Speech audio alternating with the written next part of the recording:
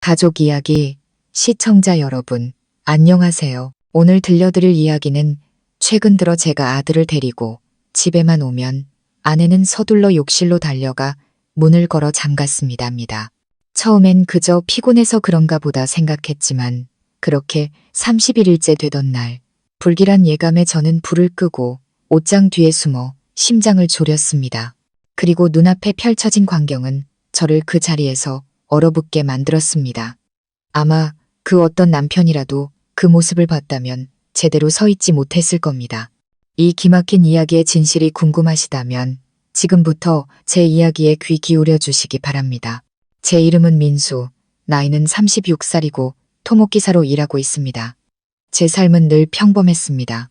아침에 출근하고 저녁엔 아들을 데리고 퇴근하고 집에 돌아와 아내와 함께 저녁을 먹는 그런 삶이었죠. 저희는 결혼 7년 차에 6살 배기 아들 준서가 하나 있습니다. 준서는 착하고 아주 영리한 아이입니다. 아내 수진이는 회계 담당 직원인데 착하고 말이 적지만 가족에게는 늘 헌신적인 사람이었습니다. 저는 세상에서 가장 운 좋은 남자라고 생각했죠. 하지만 약 한 달 전부터 무언가 이상해지기 시작했습니다.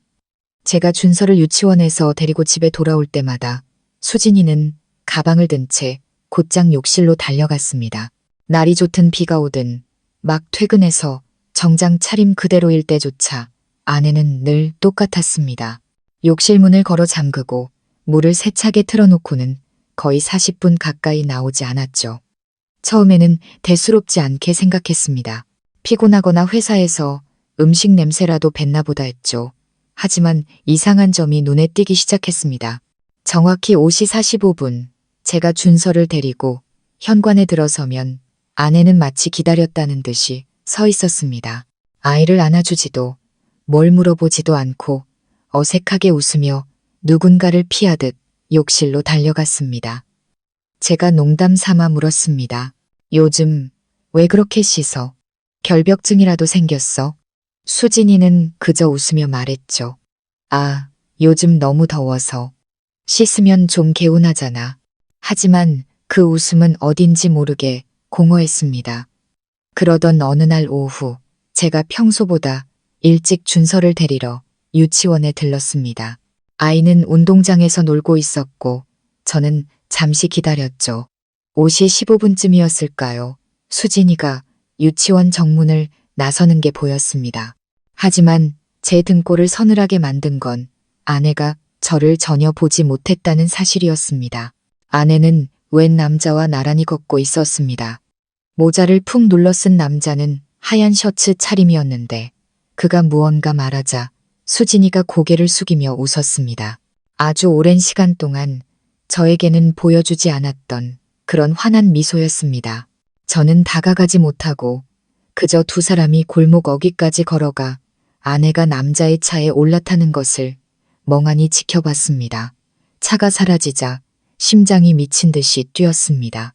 제가 전화를 걸자 수진이는 야근 중이라고 아무 일 없다는 듯 태연하게 말했습니다. 그날 밤 저는 물었습니다. 오늘 몇 시까지 일했어? 아내가 대답했죠. 거의 6시 반. 급하게 처리할 장부가 있었어. 어디 다른 데 간 건 아니고. 아니, 왜 그런 걸 물어봐? 아무것도 아니야. 그냥 걱정돼서. 수진이는 제 눈을 피하며 돌아섰습니다. 아주 작게 한숨 쉬는 소리가 들렸습니다. 그날 이후 저는 모든 것을 의식하기 시작했습니다. 낯선 향수 냄새, 따로 세탁하는 옷가지들, 항상 액정이 바닥을 향하게 뒤집어 놓는 휴대폰. 제가 방에 들어설 때마다 수진이는 소스라치게 놀라며 아무것도 아니라고 둘러댔습니다. 배신당하고 있다는 느낌은 가시 같아서 애써 무시하려 할수록 더 깊이 파고들었습니다. 믿고 싶지 않았지만 사소한 단서들이 점점 더 의심을 키웠습니다. 내가 너무 예민한 걸까? 저 사람은 내 아이의 엄마고 나와 함께 가장 힘든 시절을 견뎌준 사람인데. 하지만 아들 준서의 한마디가 모든 것을 더 복잡하게 만들었습니다. 어느 날 밤 제가 아이를 재우고 있을 때 준서가 조용히 속삭였습니다. 아빠, 엄마는 왜 욕실에서 맨날 울어? 저는 순간 굳어버렸습니다. 뭐라고, 아들? 엄마 우는 소리 여러 번 들었어요. 누가 들을까봐 아주 작게요. 심장이 쿵 내려앉았습니다. 욕실에 숨은 게 단지 씻기 위해서가 아니었구나. 대체 무엇 때문에 울고 있었던 걸까요? 저는 불면증에 시달리기 시작했습니다. 매일 밤 사랑하는 아내의 옆에 누워 있으면서도 숨막힐 듯한 거리감을 느꼈습니다. 아내는 등을 돌린 채 누워 지친 숨을 내쉬었고 마치 거대한 비밀을 감추고 있는 것 같았습니다. 20날째 되던 날, 저는 용기를 내어 아내의 옷장을 열었습니다. 구석에 작은 천 가방이 있었고 그 안에는 마트 영수증 몇 장과 조심스럽게 포장된 작은 상자, 그리고 손편지 한 통이 들어 있었습니다. 오래된 편지지, 남자의 글씨체였습니다. 네가 진정한 너의 마음을 따라 살 용기를 내는 그날까지 기다릴게. 저는 두 눈을 의심하며 온몸을 떨었습니다. 누군가 아내를 너라고 부르며 기다리고 있었습니다. 저는 편지를 접어 제자리에 두었습니다. 그날 저녁 저는 아무 말도 하지 않았습니다. 평소처럼 밥을 먹고 아이와 대화했지만 머릿속은 지진이 난 듯 흔들렸습니다. 25일째 저는 휴가를 내고 아내를 미행했습니다. 아내는 4시 30분에 회사를 나와 공원 근처 카페로 걸어갔습니다. 저는 차 안에서 거울을 통해 지켜봤습니다. 또다시 그 남자가 나타났습니다. 두 사람은 조심스러우면서도 다정하게 대화를 나눴습니다. 아내가 그에게 작은 봉투를 건네자 남자는 봉투를 열어보고는 아내의 손을 오랫동안 잡았습니다. 당장 뛰쳐나가 모든 걸 따져 묻고 싶었지만 이상하게도 발이 떨어지지 않았습니다. 제 아들이 배신자의 자식이 되는 걸 원치 않았습니다. 저 또한 맹목적인 질투에 눈먼 남편이 되고 싶지 않았습니다. 그날 밤에도 아내는 오랫동안 샤워를 했습니다. 저는 베란다에 앉아 욕실에서 새어나오는 뿌연 불빛을 바라봤습니다. 규칙적인 물소리가 모든 소리를 덮어버렸고 마치 조금씩 갉아먹히는 제 마음의 소리처럼 들렸습니다. 30일째 저는 결심했습니다. 내일은 모든 걸 밝혀야 해. 더 이상 이런 어둠 속에서 살 수는 없어. 저는 계획을 세웠습니다. 아들을 데리고 집에 돌아온 뒤 옷을 갈아입는 척하며 침실로 들어갔습니다. 사실은 침실 옷장 뒤에 숨어 문틈으로 욕실을 지켜보기 위해서였습니다. 평소처럼 수진이는 욕실로 들어가 문을 잠그고 물을 틀었습니다. 하지만 이번에는 속삭이는 소리가 들렸습니다. 아주 작은 목소리, 거의 들리지 않을 정도였습니다. 이제 전화하지 마세요. 저 너무 무서워요. 저는 숨을 죽였습니다. 비닐봉지를 여는 소리, 종이가 바스락거리는 소리가 들리더니 이내 흐느끼는 소리가 터져 나왔습니다. 저는 몸을 기울여 좁은 문틈으로 안을 엿보았습니다. 수진이는 벽에 기댄 채 서 있었습니다. 눈물은 샤워기 물줄기와 뒤섞여 흘러내렸고 손에는 작은 시험관이 들려 있었습니다. 아내는 뚜껑을 열어 한참을 들여다보더니 떨리는 손으로 그것을 선반 위에 올려놓았습니다. 대체 저게 무슨 약이지? 제가 막 나가려던 순간 아내의 휴대폰이 울렸습니다. 수진이는 떨리는 목소리로 전화를 받았습니다. 아직 가지고는 있지만 전 못해요. 제발 이제 찾아오지 마세요. 그 순간 심장이 멎는 것 같았습니다. 너무나 거대한 비밀이 저 욕실 안에 물과 눈물과 절망적인 애원 속에 갇혀 있었습니다. 저는 얼어붙었고 머릿속에는 단 하나의 질문만이 맴돌았습니다. 아내는 대체 뭘 숨기고 있는 걸까? 그리고 그 남자는 누구일까? 내일이면 알게 될 것이다. 반드시 알아내야만 한다. 그리고 저는 상상조차 하지 못했습니다. 31일째 되는 날, 제가 목격하게 될 진실이 숨도 쉴 수 없을 만큼 저를 무너뜨릴 줄은. 그날 아침, 저는 평소보다 일찍 잠에서 깼습니다. 햇살이 커튼을 뚫고 들어와 옆으로 누운 수진이의 얼굴을 비추었습니다. 가늘게 떨리는 속눈썹. 저는 한참 동안 아내를 바라봤습니다. 여전히 아름다웠지만 그 아름다움은 낯설었습니다. 마치 한때 알았던 여인의 모습은 기억 속에만 남고 지금은 그 그림자만 남은 것처럼요.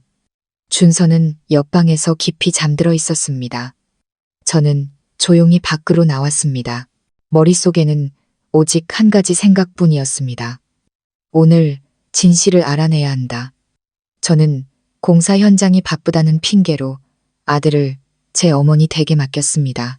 오전 내내 아무것도 하지 못하고 집 앞 차 안에서 시계가 한 칸 한 칸 움직이는 것만 바라봤습니다. 매 순간 심장이 돌덩이처럼 무거워졌습니다. 오후 5시 수진이에게서 문자가 왔습니다. 준서 데려와요. 난 먼저 가서 저녁 준비하고 있을게. 하지만 저는 아내가 평소처럼 저녁을 준비하러 집에 가지 않을 거라는 걸 이미 알고 있었습니다. 저는 준서를 데려와 어머니 댁에 다시 맡기고 돌아갔습니다. 그때 익숙한 은색 차가 유치원에서 조금 떨어진 곳에 주차되어 있었습니다. 모자를 눌러 쓴 남자가 차에서 내려 누군가를 기다렸습니다. 예상대로 수진이가 나타났습니다. 손을 잡거나 포옹하지는 않았지만 두 사람의 눈빛은 단순한 동료의 것이 아니었습니다. 그 눈빛에는 그리움과 두려움, 그리고 이름 붙이기 어려운 어떤 속박이 담겨 있었습니다. 그들은 작게 대화를 나누더니 뒤편 주택가 쪽으로 함께 걸어갔습니다. 저는 뒤를 쫓았습니다. 두 사람은 임대라고 쓰인 파란색 대문의 작은 집 앞에 멈춰 섰습니다. 수진이가 열쇠를 꺼내 문을 열었고 남자는 누가 따라오지 않는지 주위를 두리번거렸습니다. 저는 약 10m 떨어진 곳에 서서 심장이 터질 듯한 것을 느꼈습니다. 누군가 목을 조르는 것 같았습니다. 문이 닫혔습니다. 얼마나 서 있었는지 모르겠습니다. 아마 1시간 가까이 지났을 겁니다. 문이 열리고 수진이가 먼저 나왔습니다.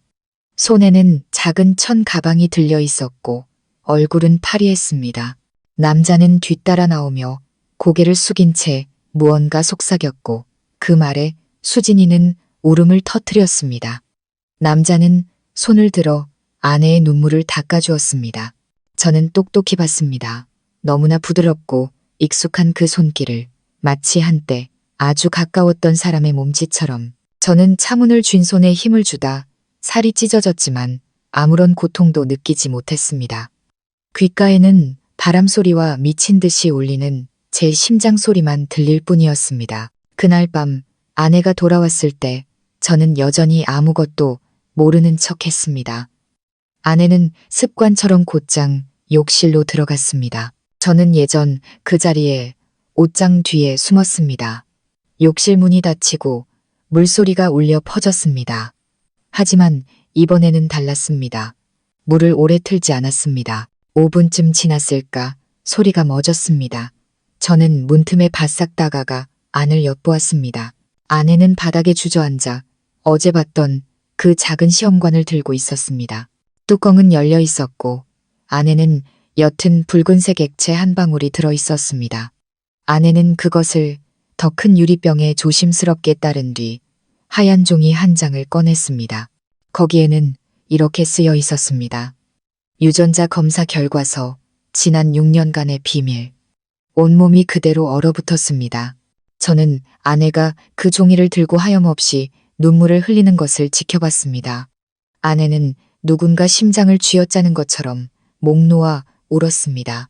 아니야, 이럴 리가 없어. 아내는 가슴을 부여잡고 속삭였습니다. 왜 그 사람인 거야? 저는 더 이상 참을 수 없었습니다. 문을 박차고 들어갔습니다. 그 사람이 누군데? 제 목소리에 수진이는 화들짝 놀랐고 종이는 젖은 타일 바닥으로 떨어졌습니다. 아내는 저를 보며 하얗게 질린 얼굴로 말했습니다. 당신, 날 미행했어. 말해, 그 남자가 누구고 이게 대체 뭐야? 저는 종이를 낚아채듯 집어들었습니다. 눈으로 글자를 훑었습니다. 친자관계, 불일치 확인. 저는 그 자리에 얼어붙었습니다. 아래에는 두 사람의 이름이 적혀 있었습니다. 김민수, 김준서, 목이 메어오고 머릿속이 하얘졌습니다. 이게 무슨 뜻이야? 말해. 저는 쉬어버린 목소리로 소리쳤습니다. 수진이는 주저앉아 얼굴을 감싸쥐고 오열했습니다.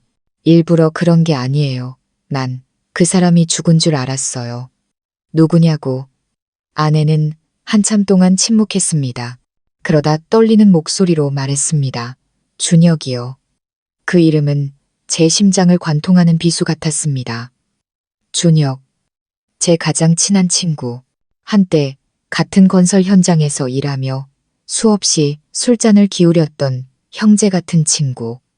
3년 전 그는 강에서 사고를 당해 실종되었습니다.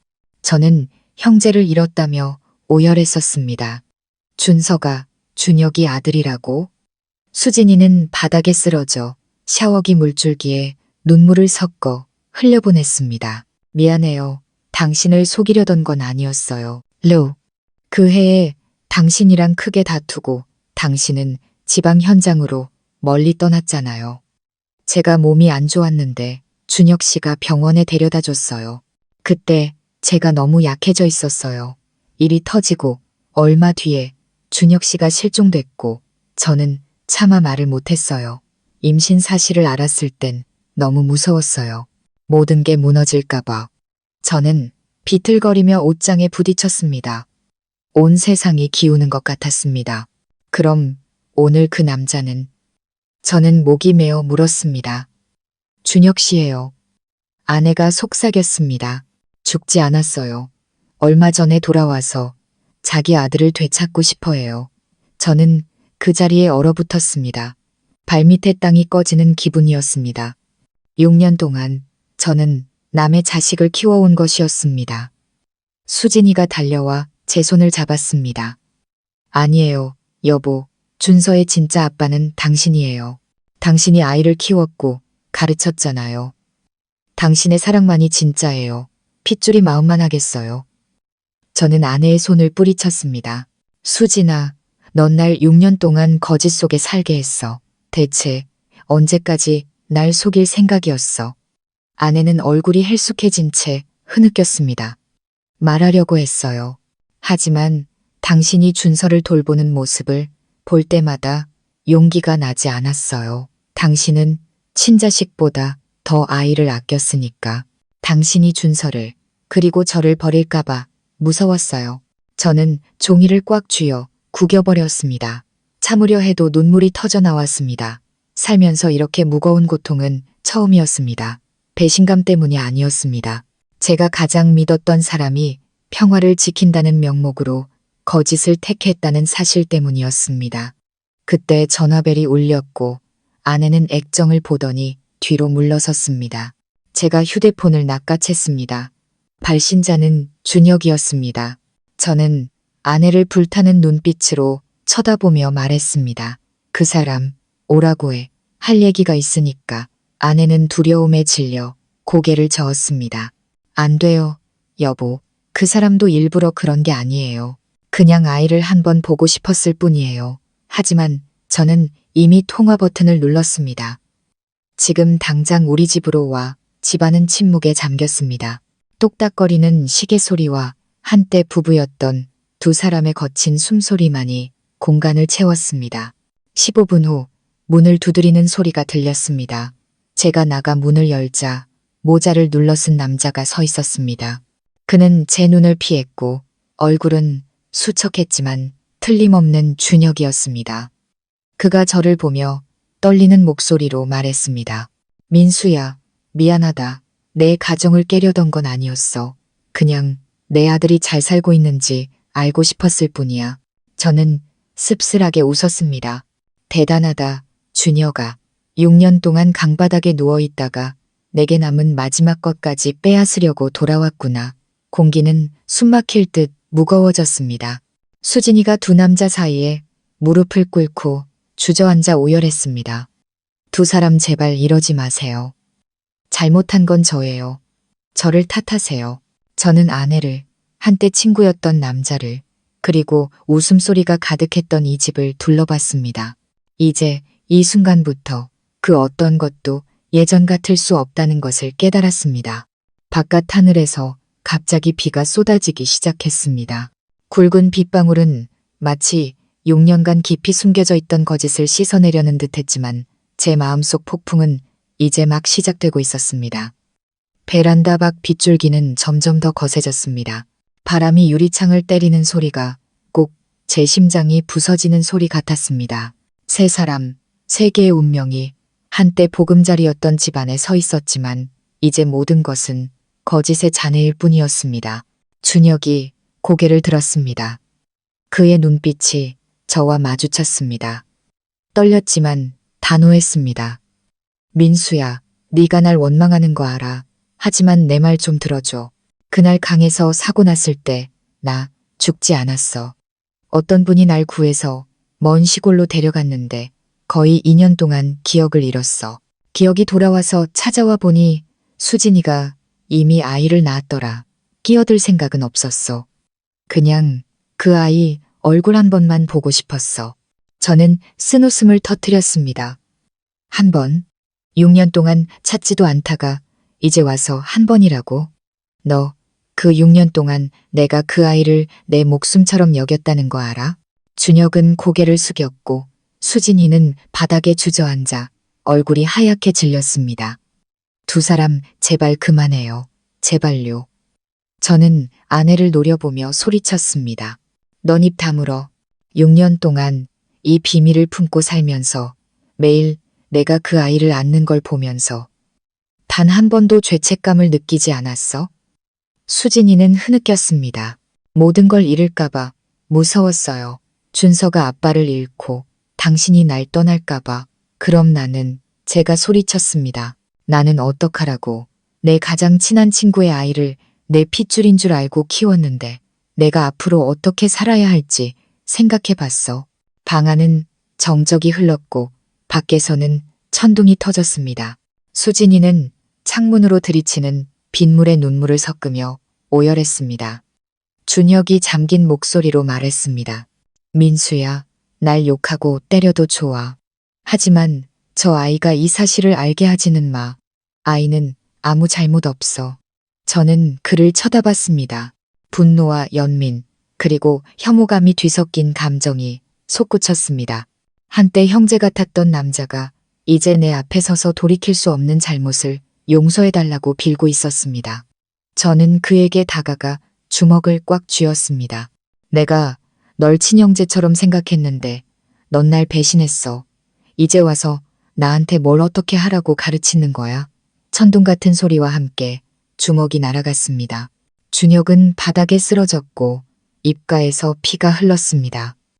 수진이가 비명을 지르며 그에게 달려갔습니다. 민수 씨, 제발 그만해요. 이 사람도 충분히 힘들었어요. 그 모습에 저는 그 자리에 얼어붙었습니다. 제 발밑에서 용서를 빌던 아내가 이제 배신자를 감싸고 있었습니다. 됐어, 수진아. 제 목소리는 얼음장처럼 차가웠습니다. 네가 저 사람을 감싸기로 했다면 우리 사이엔 더 이상 할 말이 없어. 저는 곧장 방으로 들어가 옷가방을 챙겼습니다. 수진이가 따라와 제 팔을 붙잡았습니다. 가지 마세요. 제발요. 저를 미워해도 좋아요. 하지만 아이는 버리지 마세요. 저는 아내의 손을 뿌리치고 퉁퉁 부은 그 눈을 똑바로 쳐다봤습니다. 아이? 네가 감히 아이 얘기를 해. 이제 내가 그의 인생에서 뭔지조차 모르겠는데 문이 쾅 닫혔습니다. 저는 빗속으로 걸어나갔습니다. 뒤에서 들려오는 수진이의 절규를 무시한 채 밤새도록 거리를 헤맸습니다. 비는 차가웠지만 마음은 더 차가웠습니다. 아빠 하고 웃던 준서의 얼굴이 떠올라 숨이 막혔습니다. 6년간의 부자 관계가 이제 하나의 물음표가 되어버렸습니다. 길가의 작은 술집에 들렀습니다. 독한 술 냄새에 코끝이 찡했습니다. 몇몇 사람들이 저를 낯설게 쳐다봤지만 저는 그저 쓴 술을 들이킬 뿐이었습니다. 동이 터올 무렵 저는 몽롱한 정신으로 길을 나섰습니다. 집에 돌아오니 거실 불이 여전히 켜져 있었습니다. 수진이는 거기에 앉아 있었습니다. 눈가는 퀭했고 테이블 위에는 구겨진 유전자 검사 결과서가 놓여 있었습니다. 그 옆에는 준서가 엄마 품에 안겨 곤히 잠들어 있었습니다. 작은 손으로 엄마의 옷자락을 꼭 쥔 채 그 모습을 보니 가슴이 아려왔습니다. 핏줄은 아니지만 아이의 숨소리 하나, 웃음소리 하나가 이미 제 심장에 깊이 새겨져 있었습니다.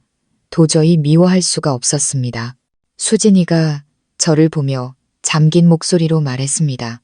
미안해요. 하지만 준서는 당신이 필요해요. 아이는 당신을 아빠로, 온 세상으로 알고 있어요. 아이에게서 더 이상 아무것도 빼앗지 말아주세요. 저는 침묵하다가 천천히 말했습니다. 시간이 필요해. 저는 등을 돌려 방으로 들어가 문을 닫았습니다. 그날 밤 아무도 잠들지 못했습니다. 그 후 며칠간 집은 이상할 정도로 조용했습니다. 저는 여전히 아이를 돌봤지만 수진이를 쳐다보지는 않았습니다. 아내는 음식을 하고 말을 걸려 했었지만 모든 말은 허공으로 흩어졌습니다. 어느 날 오후 유치원에서 준서를 데려오는데 선생님이 조용히 말했습니다. 민수 씨, 오늘 준서가 친구를 때렸어요. 친구가 준서 아빠는 친아빠가 아니라고 했다면서요. 저는 그 자리에 얼어붙었습니다. 소문은 생각보다 빨리 퍼져나갔습니다. 누군가 이미 알고 있었습니다. 준혁이었을까? 아니면 검사소 직원이었을까? 누구든 그 말은 제 가슴에 비수가 되어 꽂혔습니다. 그날 밤 준서는 침대 구석에 웅크리고 앉아 있었습니다. 아이가 바람처럼 작은 목소리로 물었습니다. 아빠, 친구들이 내가 아빠 아들이 아니래요. 진짜예요? 그 질문은 칼날이 되어 심장을 후벼 팠습니다. 저는 대답할 수 없었습니다. 그저 아이를 품에 안고 떨리는 손으로 등을 토닥였습니다. 넌 아빠 아들이야. 알았지? 누가 뭐라고 해도 넌 아빠 아들이야. 아이는 고개를 끄덕였지만 눈가는 이미 붉어져 있었습니다. 아빠 믿어요. 저는 아이를 더 꽉 껴안았습니다. 그 순간 저는 깨달았습니다. 핏줄은 일부일 뿐 사랑이야말로 진정한 연결고리라는 것을. 3일 후 준혁이 저를 찾아왔습니다. 더 이상 용서를 구하기 위해서가 아니었습니다. 그는 봉투 하나를 남겼습니다. 이건 친권 포기 각서야. 너랑 그 아이를 더 이상 힘들게 하고 싶지 않아. 아주 멀리 떠날게. 저는 해질녘 노을 아래서 한참 동안 그를 바라봤습니다. 그의 얼굴은 헬쑥했고 나이보다 늙어 보였습니다. 눈에는 후회만이 가득했습니다. 저는 아무 말 없이 고개를 끄덕였습니다. 그가 사라진 뒤 봉투를 열었습니다. 안에는 각서뿐만 아니라 편지도 들어 있었습니다. 우정이라는 두 글자를 망가뜨려서 미안하다, 민수야. 하지만 세상에는 돌이킬 수 없는 일도 있더구나. 넌 좋은 사람이야. 넌 온전한 가정을 가질 자격이 있어. 수진이를 용서해줘. 그저 너무 사랑해서 저지른 실수일 뿐이야. 나는 영원히 사라질게. 저는 오랫동안 서 있었습니다. 눈물이 시야를 흐렸습니다. 밖에는 비가 그치고 지붕 위로 반짝이는 빗줄기가 남아 있었습니다. 그날 밤 집에 들어서자 수진이가 고개를 들었습니다.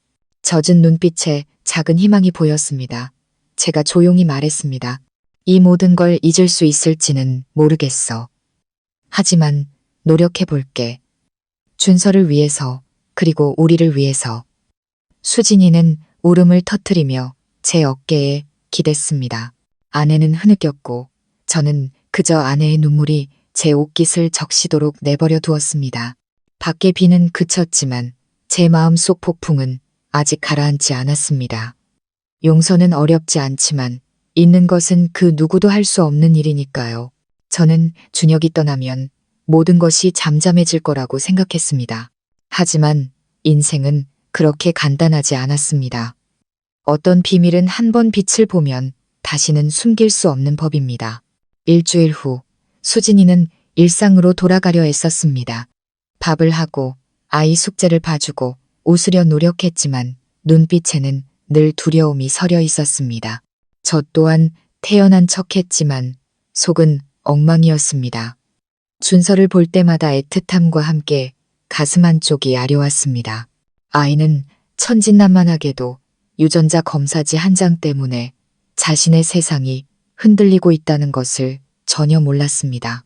그날 오후 제가 집 앞에서 세차를 하고 있는데 옆집 김 여사님이 지나가며 반은 궁금하고 반은 안쓰럽다는 투로 말했습니다. 어머, 민수 씨, 요즘 집에 무슨 일 있다면서.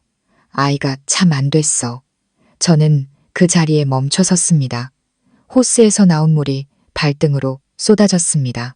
네, 무슨 일이요? 김 여사님은 주위를 휙 둘러보더니 목소리를 낮췄습니다.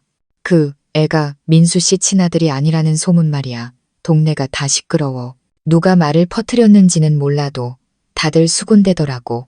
저는 그 자리에 얼어붙었습니다. 등줄기에 식은땀이 흘렀습니다. 누구한테 들으셨어요?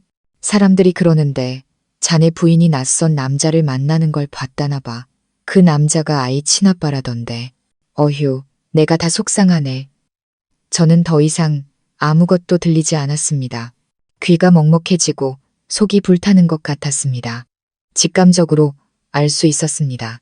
준혁이었습니다. 멀리 떠난다고 했지만 아마 검사소나 그 근처 이웃이 두 사람이 만나는 걸 봤을 겁니다. 이런 소문은 산불처럼 빠르게 번져나갔습니다. 저녁에 수진이가 장을 보고 돌아오는데 동네 아주머니들이 문 앞에서 수군거리며 힐끔거렸습니다. 아내는 애써 미소를 지으며 지나갔지만 얼굴은 하얗게 질려 있었습니다. 집에 돌아온 아내는 떨리는 목소리로 물었습니다. 그 사람들 다 알았나 봐요. 그렇죠. 저는 대답하지 않고 그저 마당 밖을 바라봤습니다. 그 침묵이 긍정의 대답이라는 것을 아내도 알고 있었습니다. 그날 밤 수진이는 고개를 숙이고 오열했습니다. 이렇게 빨리 소문이 퍼질 줄 몰랐어요. 난 그저 아이를 지켜주고 싶었을 뿐인데. 저는 아내를 보며 잠긴 목소리로 말했습니다. 몰랐다고. 네가 나를 속이고 거짓을 택했을 때 이런 날이 올 거라고 생각 안 했어. 침묵의 대가가 바로 이거야. 아내는 흐느꼈습니다. 저를 얼마든지 욕해요. 하지만 준서에게는 아무 말도 못하게 해줘요. 아이가 알게 될까봐 무서워요. 저는 아내를 보며 분노와 연민 사이에서 갈등했습니다. 하지만 이 동네에서 한번 소문이 나면 조용히 넘어가기 힘들다는 것을 알고 있었습니다. 3일 후 제가 가장 두려워하던 일이 일어났습니다. 그날 오후 준서가 유치원에서 돌아오는데 고개를 푹 숙인 채 눈이 빨개져 있었습니다. 제가 묻자 아이는 입을 닫았습니다. 한참 뒤에야 아이가 목맨 소리로 말했습니다. 아빠, 친구들이 내가 다른 사람 아들이래요. 아빠 아들이 아니래요. 진짜예요? 그 질문은 제 심장을 쥐어짜는 것 같았습니다. 저는 억지로 웃으며 아이의 머리를 쓰다듬었습니다. 누가 그래, 아들? 친구가 엄마한테 들었대요. 선생님도 저를 이상하게 쳐다봤어요. 온몸에 힘이 빠졌습니다. 수진이는 문 뒤에 서서 옷자락을 쥔 채 눈물만 흘리고 있었습니다. 저는 아이를 꽉 껴안고 조용히 말했습니다. 넌 아빠 아들이야. 누구도 그걸 바꿀 수 없어. 사람들이 뭐라고 하든 넌 아빠 심장에 새겨진 핏줄이야. 준서는 고개를 끄덕였지만 눈에서는 눈물이 뚝뚝 떨어졌습니다. 그날 밤 아이가 잠든 뒤에 저는 수진이를 베란다로 불렀습니다. 두 사람은 희미한 불빛 아래 조용히 앉아 있었습니다. 더 이상 여기선 못 살아. 제가 말했습니다. 사람들이 우릴 가만두지 않을 거야. 수진이가 겁에 질린 눈으로 올려다봤습니다. 이사, 가려는 거예요? 응, 아이가 조용히 살 수 있도록. 난 그 사람들 시선을 견딜 수 있지만 아이는 아니야. 아내는 떨리는 손으로 제 손을 잡았습니다. 제가 잘못했어요, 여보. 이제 아무것도 필요 없어요. 당신이 용서해 주기만 하면 돼요. 저는 멀리 어둠을 바라봤습니다. 귀뚜라미 소리가 애처롭게 들렸습니다. 용서? 나도 그러고 싶어. 하지만 아내 옆에 누워 있으면서 그 품에 안긴 아이가 누구의 결실인지도 몰랐던 밤들을 어떻게 잊을 수 있겠어? 다음 날 아침 제가 아이를 유치원에 데려다 주는데 정문에 들어서자마자 몇몇 학부모들이 저를 보며 수군거렸습니다. 저기, 저 사람이 그 바람난 아내 둔 남편이래. 어휴, 안 됐어. 남의 자식 키우는 줄도 모르고. 저는 이를 악물고 똑바로 걸었지만 그 수군거림은 수백 개의 바늘이 되어 온몸을 찔렀습니다. 오후에는 원장 선생님에게서 전화가 왔습니다. 민수 씨, 아이의 심리적 안정을 위해서 당분간 가정 보육을 하시는 게 좋을 것 같습니다. 친구들에게 놀림을 받아서 아이가 많이 위축되어 있어요. 저는 그 자리에 얼어붙었습니다. 지독한 무력감이 온몸을 덮쳤습니다. 집에 돌아오니 수진이가 아이 옷을 개고 있었습니다. 제가 조용히 말했습니다. 짐 싸, 내일 이사 갈 거야. 아내는 잠시 멈칫하더니 눈물을 흘리며 조용히 고개를 끄덕였습니다. 이 집에서의 마지막 밤, 운명의 그날처럼 또 비가 내렸습니다. 수진이가 제 곁으로 다가와 목맨 소리로 말했습니다. 후회해요? 만약 그때 당신이 지방 현장으로 가지 않았다면 모든 게 달라졌을까요? 저는 한참 동안 아내를 바라보다가 나지막이 말했습니다. 후회해서 뭘 어쩌겠어. 내 잘못은 이미 벌어졌고 내 잘못은 너무 믿었던 거야. 아내는 고개를 숙이고 흐느꼈습니다. 난 당신에게 어울리지 않는 사람이에요. 그만해. 제가 말을 잘랐습니다. 내일 떠날 거야. 다른 곳에 집을 얻어서 다시 시작하자. 아내는 고개를 들었습니다. 눈 속에 작은 희망의 불씨가 보였습니다. 아직 저와 함께하고 싶은 거예요? 저는 침묵했습니다. 사실 저도 잘 몰랐습니다. 우리 사이에 남은 것은 책임감과 아이뿐이었습니다. 하지만 그럼에도 저는 준서가 온전한 부모 밑에서 자라길 바랐습니다. 다음날 이른 아침 우리가 작은 트럭에 짐을 싣자 동네 사람들이 나와 구경했습니다. 그들의 시선에는 연민과 조소가 뒤섞여 있었습니다. 김 여사님이 다가와 한숨을 쉬며 말했습니다. 그래, 잘 생각했어. 다른 데 가서 조용히 살아. 여기는 사람들 입이 너무 독해. 저는 그저 고개를 숙여 인사할 뿐이었습니다. 트럭이 익숙한 골목을 빠져나갔습니다. 수진이는 옆에서 아이를 안고 있었고 저는 백미러를 통해 빗속으로 사라지는 낡은 지붕을 바라봤습니다. 마음이 텅 비어 있었습니다. 준서가 엄마 어깨에 기대어 작게 물었습니다. 엄마, 우리 어디가? 제가 미소를 지으며 나지막이 대답했습니다. 아무도 우리 이야기를 모르는 곳으로 가는 거야. 아들. 아이는 빨개진 눈으로 천진하게 웃으며 고개를 끄덕였습니다. 그날 밤 외곽의 작은 월세방에서 수진이가 조용히 제 어깨에 손을 얹었습니다. 곁에 남아주기로 선택해줘서 고마워요. 아직 용서하지 못한 거 알아요. 하지만 무슨 수를 써서라도 보답할게요. 저는 아무 말도 하지 않았습니다. 밖에서는 낡은 양철 지붕 위로 비가 떨어지는 소리가 요란했습니다. 저는 앞으로 제 인생이 달라질 것을 알았지만 그럼에도 저 아이를 위해 그리고 한 아버지의 자존심을 위해 굳건히 서 있어야만 했습니다. 수진이가 제 어깨에 기대어 속삭였습니다. 당신만 곁에 있다면 이 세상 모든 걸 견딜 수 있어요. 저는 조용히 한숨을 쉬며 칠흑 같은 어둠을 바라봤습니다. 번개가 번쩍이며 작은 방 안의 새 그림자를 비췄습니다. 상처 입은 남자, 후회하는 여자, 그리고 세상의 슬픔을 아직 모르는 순수한 아이. 비는 계속 내렸지만 이번에는 그것이 벌이 아니라 씻어냄이라는 것을 알았습니다. 결국 저는 깨달았습니다. 어떤 상처는 결코 아물지 않지만 믿음이 남아있다면 돌아갈 길 또한 있다는 것을. 깊고 습한 골목에 자리한 작은 월세방, 낡은 양철 지붕은 바람이 불 때마다 삐걱거렸습니다. 저는 그곳을 떠나기만 하면, 독한 소문들로부터 벗어나기만 하면 평온을 되찾을 수 있을 거라 생각했습니다. 하지만 저는 틀렸습니다. 과거는 한번 사람의 마음에 새겨지면 우리가 어디로 도망치든 어떤 식으로든 찾아오기 마련이었습니다. 처음 3일은 괜찮아 보였습니다. 수진이는 집을 치우고 밥을 지으며 모든 것을 완벽하게 하려 했었습니다. 준서는 새 유치원에서 더 즐거워 보였습니다. 저 또한 묵묵히 출근하고 저녁에는 아이 숙제를 봐주며 마음이 조금씩 진정되는 것을 느꼈습니다. 하지만 마음 깊은 곳에서는 여전히 이것을 평화라고 부를 수 없었습니다.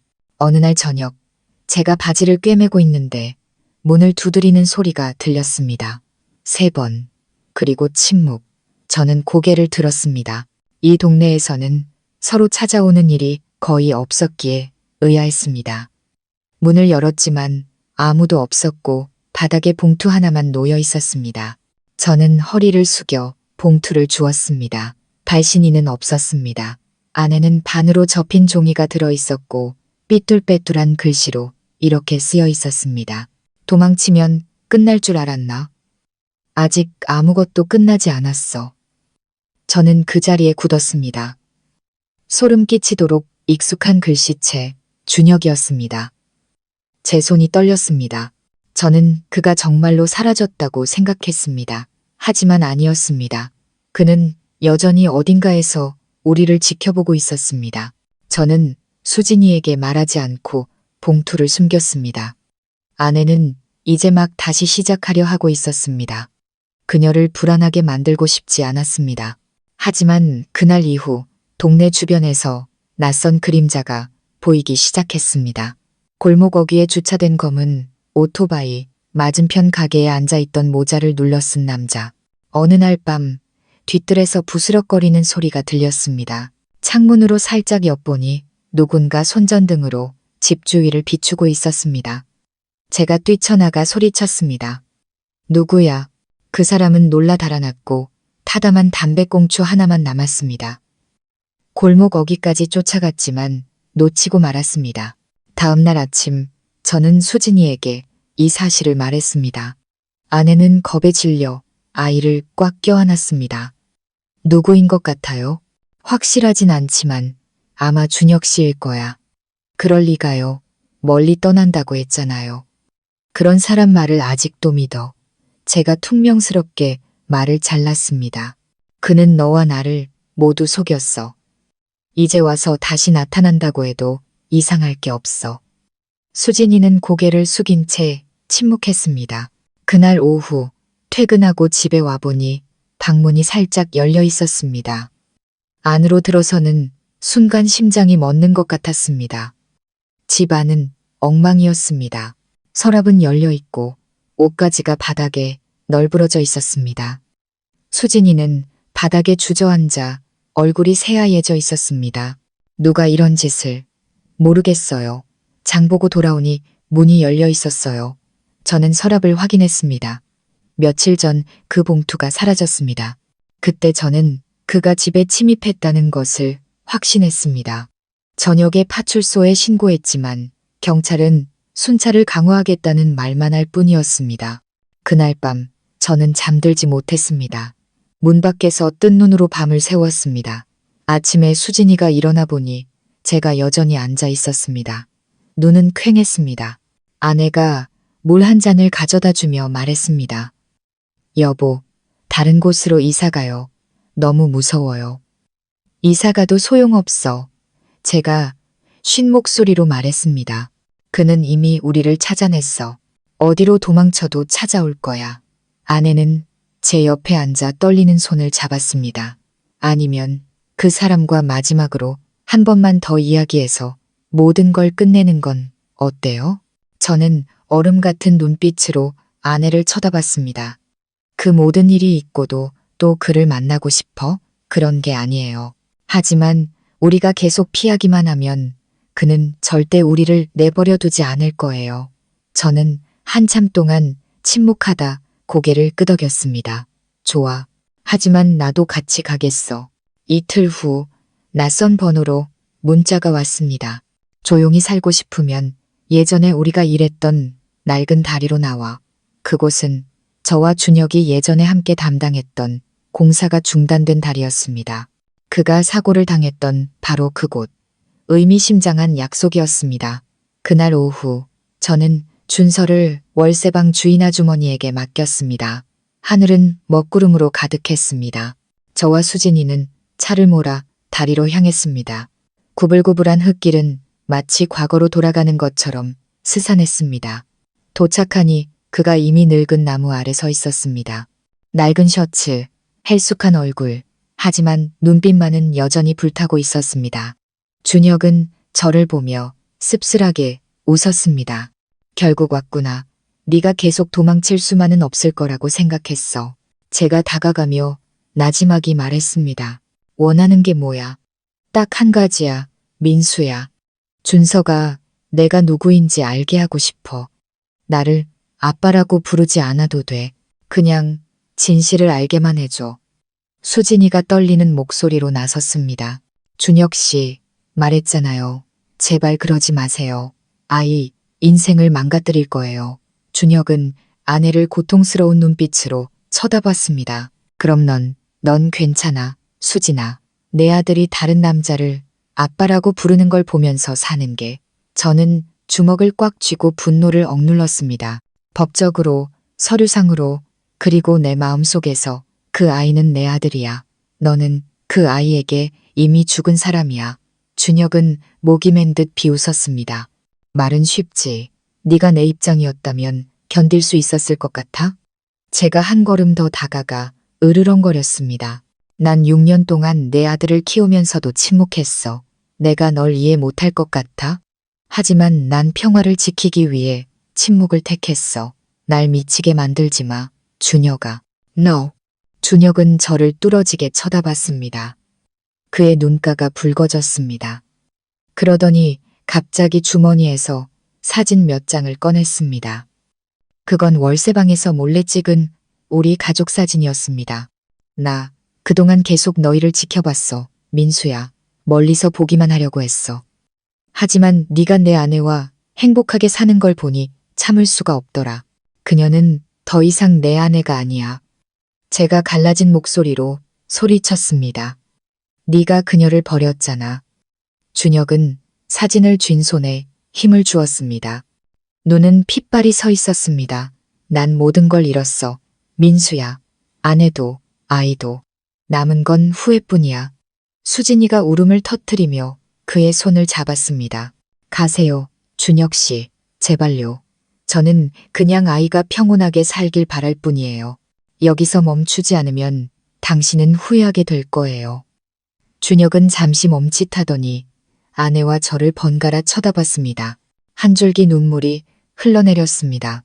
그는 씁쓸하게 웃으며 사진 뭉치를 바닥에 던졌습니다. 아마 이 세상에 더 이상 내 자리는 없나 보다.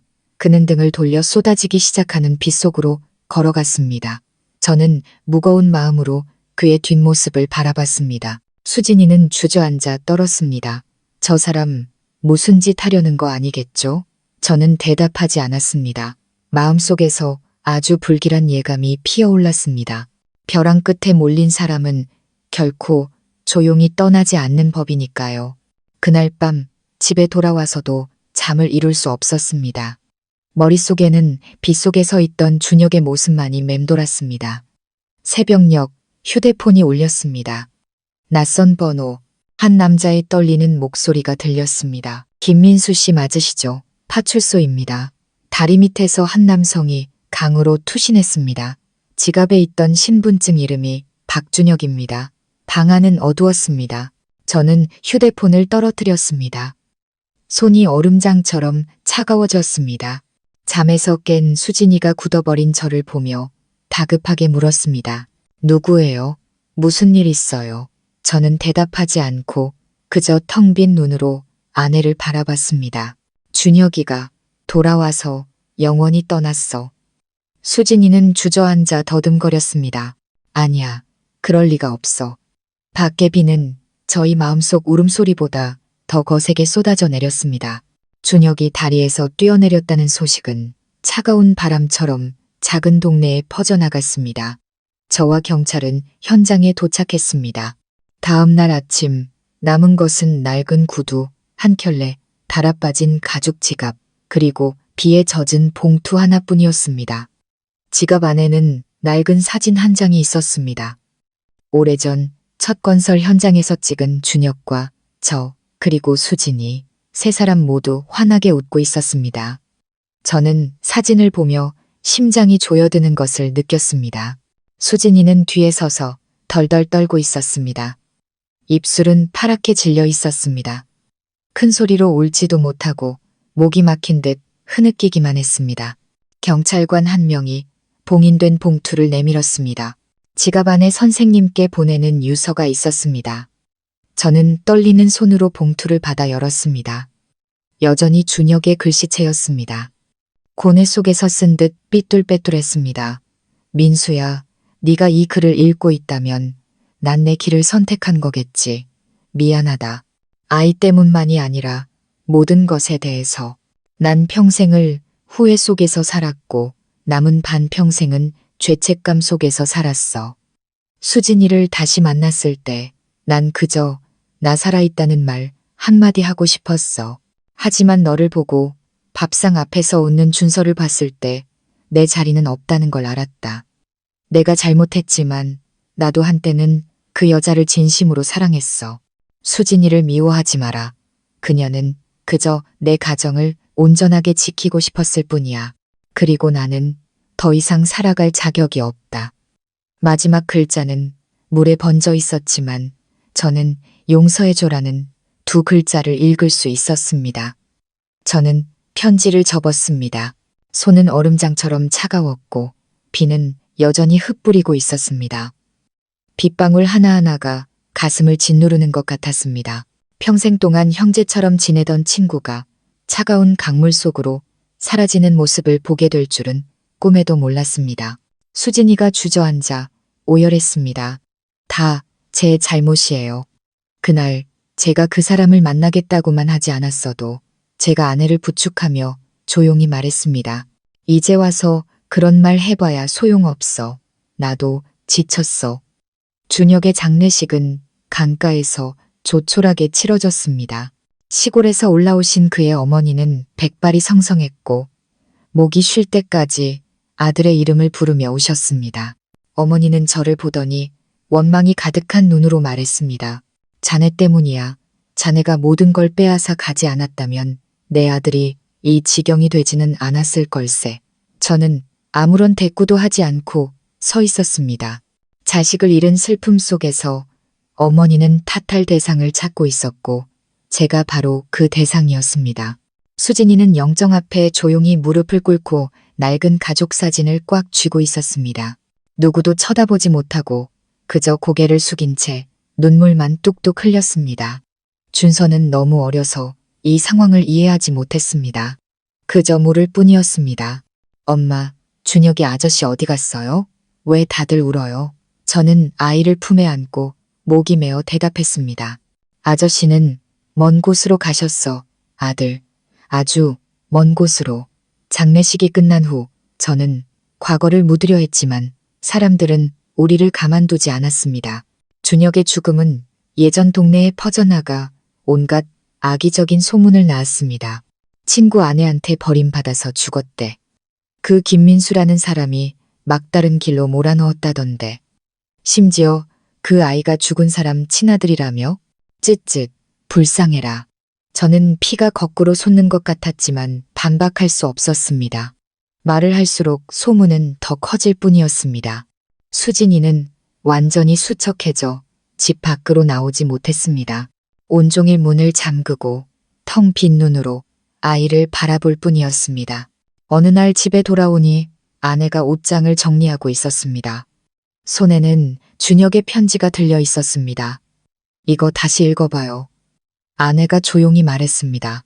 난 그 사람이 자살했다고 믿기지 않아요. 저는 멈칫했습니다. 무슨 뜻이야? 생각해봐요. 준혁 씨는 그렇게 약한 사람이 아니에요. 그의 죽음에는 뭔가 이상한 점이 있어요. 아내는 종이를 제게 건넸습니다. 구석에 이상한 자국이 있었습니다. 마치 누군가 강하게 움켜쥐었던 자국처럼.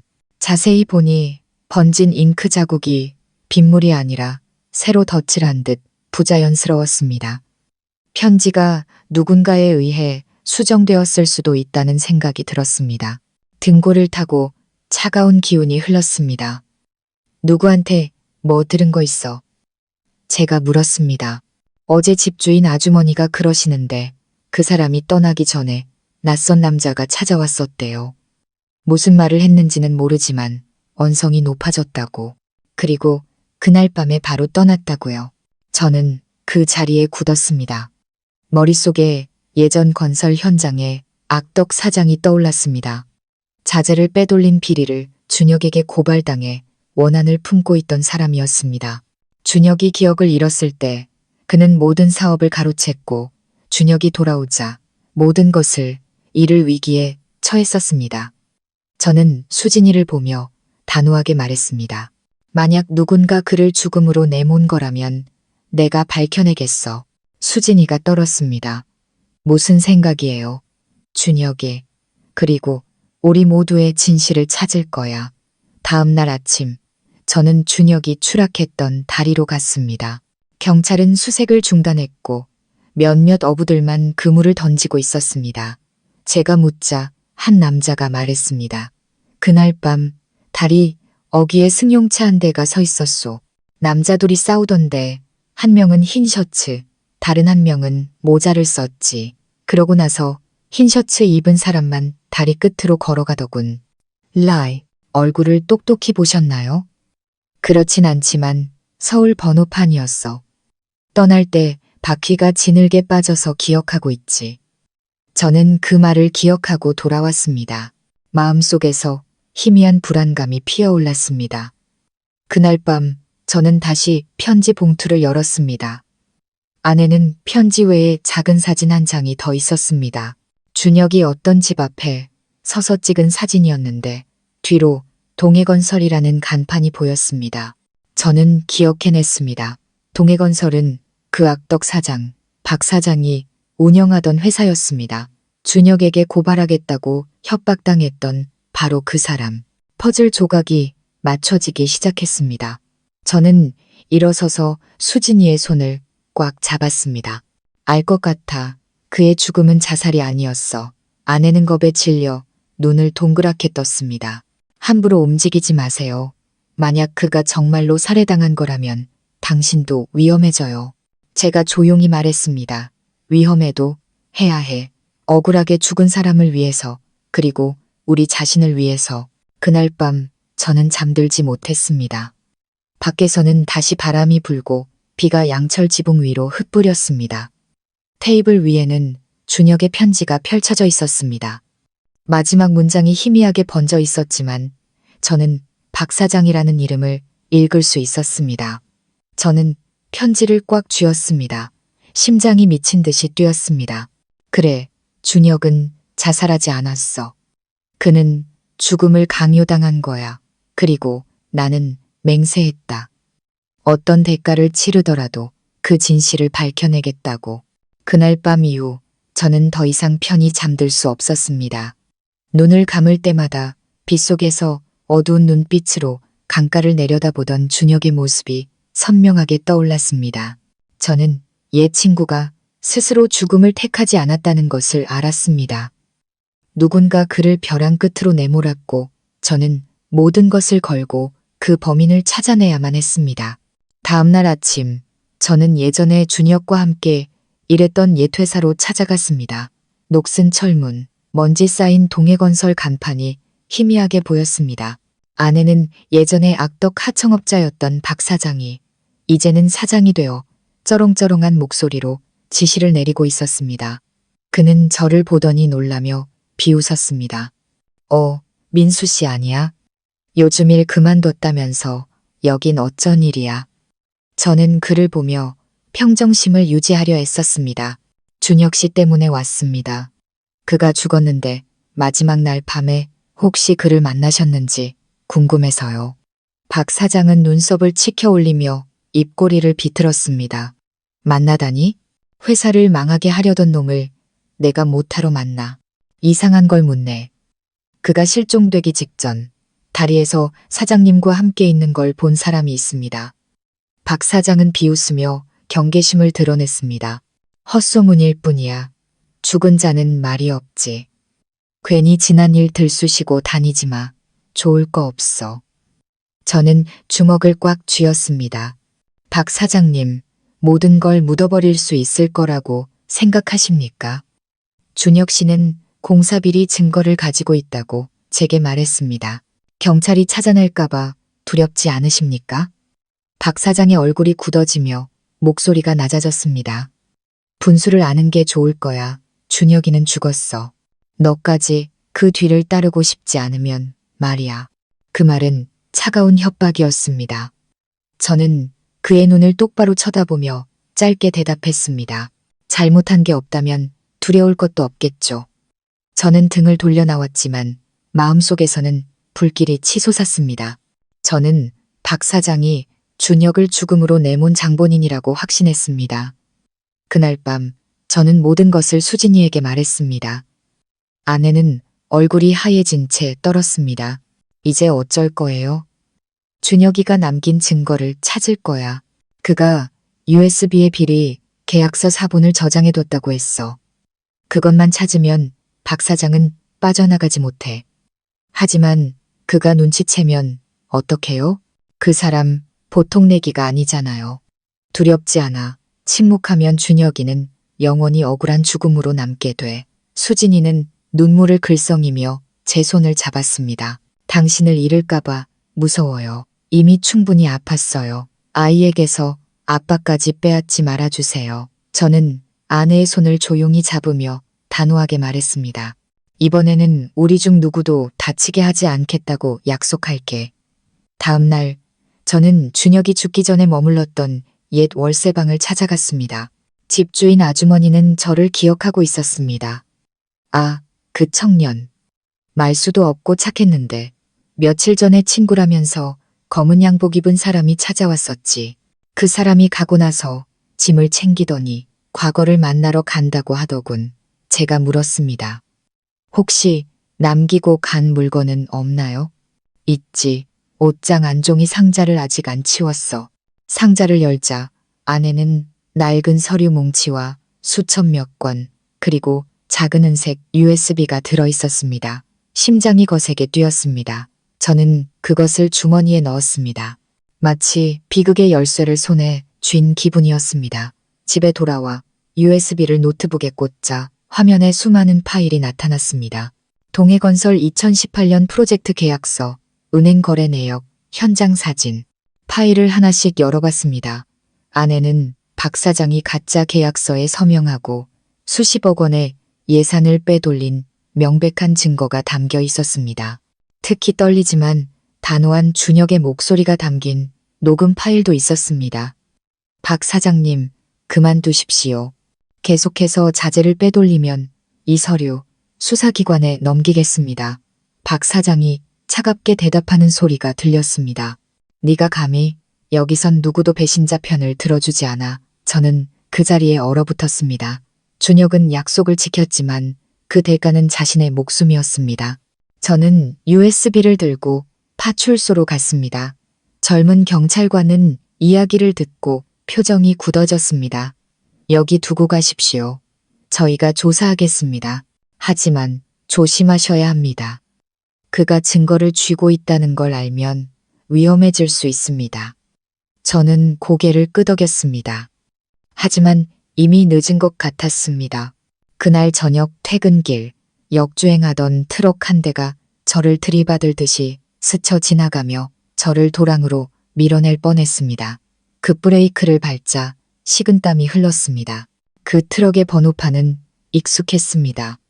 준혁이 죽던 날 다리에서 목격되었던 바로 그 번호판이었습니다. 저는 박 사장이 이미 눈치챘다는 것을 알았습니다. 그날 밤 저는 집에 가지 않았습니다. 수진이에게 전화해 문을 잘 잠그고 아이를 잘 돌보라고 말했습니다. 저는 길모퉁이 작은 카페에 들어가 창밖을 살폈습니다. 검은 재킷을 입은 한 남자가 몇 미터 떨어진 곳에서 계속 담배를 피우고 있었습니다. 저는 일부러 큰 소리로 통화하는 척했습니다. 아, 형사님, USB는 제출했습니다. 기소할 증거가 충분하다고 하시더군요. 내일 사본 받으러 가겠습니다. 불과 몇 초 후 검은 옷의 남자가 서둘러 자리를 떴습니다. 저는 조용히 웃었습니다. 예상이 맞았습니다. 하지만 제가 막 일어서려는데 전화가 울렸습니다. 수진이의 겁에 질린 목소리였습니다. 민수 씨, 누가 우리 집 문을 부수려고 해요. USB 내놓으라고 소리치고 있어요. 문은 잠갔지만 준서가 울고 있어요. 저는 카페를 뛰쳐나왔습니다. 심장이 터질 것 같았고 차가운 비가 쏟아졌습니다. 미친 듯이 월세방으로 달려갔습니다. 골목 어귀에 도착하자 쇠파이프를 든 남자가 문을 부수려는 모습이 보였습니다. 멈춰, 제가 소리쳤습니다. 그가 돌아봤습니다. 박 사장이었습니다. 그의 눈은 핏발이 서 있었고 입에서는 거친 숨이 터져 나왔습니다. 죽고 싶어, 김민수. 네가 누굴 건드린 줄 알아? 저는 그에게 달려들었고 두 남자는 젖은 땅 위에서 뒤엉켜 싸웠습니다. 쇠가 부딪히는 소리, 아이의 울음소리가 울려 퍼졌습니다. 박 사장은 힘이 더 셌습니다. 저를 찍어 누르고 허리춤에서 칼을 꺼냈습니다. 내 인생에서 꺼져버려. 그가 으르렁거렸습니다. 바로 그때 수진이가 뛰쳐나와 의자로 그의 어깨를 내리쳤습니다. 칼이 바닥에 떨어졌고 저는 그 틈을 타 몸을 뒤집어 그의 팔을 제압했습니다. 마침 이웃의 신고를 받고 출동한 경찰들이 도착했습니다. 그들은 쏟아지는 비 속에서 박 사장을 제압하고 수갑을 채웠습니다. 저는 바닥에 주저앉아 거친 숨을 몰아쉬었습니다. 떨고 있는 준서를 꽉 껴안은 수진이를 바라봤습니다. 경찰차 불빛 아래 박 사장의 얼굴은 새하얗게 질려 있었고 눈에는 증오가 가득했습니다. 네가 이렇게까지 무모할 줄은 몰랐다. 김민수. 하지만 이걸로 끝났다고 생각하지 마. 넌 대가를 치르게 될 거야. 저는 그를 보며 담담하게 말했습니다. 당신이 치러야 할 대가는 정의이지 내가 아닙니다. 다음 날 아침 박 사장이 살인 및 횡령 혐의로 체포되었다는 소식이 지역 신문을 뒤덮었습니다. USB 안의 증거는 그를 기소하기에 충분했습니다. 준혁의 죽음은 자살로 위장된 살인 사건으로 기록되었습니다. 저는 창가에 앉아 아침 햇살을 바라봤습니다. 마음이 그 어느 때보다 가벼웠습니다. 수진이가 커피를 가져다 주며 목이 맨 소리로 말했습니다. 그 사람, 이제 억울함을 풀 수 있겠네요. 저는 고개를 끄덕였습니다. 그래, 이제 준혁이도 편히 쉴 수 있을 거야. 아내는 제 손을 잡았습니다. 눈가가 붉었습니다. 한때 나에게 상처를 주었던 사람까지 구해주셔서 고마워요. 저는 밖을 보며 나지막이 말했습니다. 용서는 잊기 위해서가 아니라 더 이상 증오 속에서 살지 않기 위해서 하는 거야. 밖에는 비가 그치고 나무십 사이로 햇살이 쏟아졌습니다. 마치 폭풍이 한 번도 없었던 것처럼 찬란했습니다. 하지만 저는 알았습니다. 저 빛의 뒤편에서 인생의 새로운 장이 기다리고 있다는 것을, 모든 것이 끝났다고 생각했습니다. 박 사장은 체포되었고 경찰은 수사 결과를 발표했으며 준혁의 억울함은 풀렸습니다. 저는 몇 달간 이어진 악몽이 드디어 끝났다고 믿었습니다. 하지만 그것이 더 어둡고 복잡한 또 다른 진실의 서막일 줄은 꿈에도 몰랐습니다. 사건 이후 언론은 연일 보도에 열을 올렸습니다. 박 사장은 살인 및 횡령 혐의로 기소되었고 준혁의 USB는 결정적인 증거가 되었습니다. 저는 증인으로 출석했습니다. 월세방 이웃들은 저를 존경의 눈빛으로 바라보며 말했습니다. 민수 씨, 정말 용감해요. 아니었으면 악당이 계속 활개치고 다녔을 텐데 저는 씁쓸하게 웃을 뿐이었습니다. 마음은 전혀 편치 않았습니다. 수진이의 텅 빈 눈을 볼 때마다 무언가 잘못되었다는 느낌을 지울 수 없었습니다.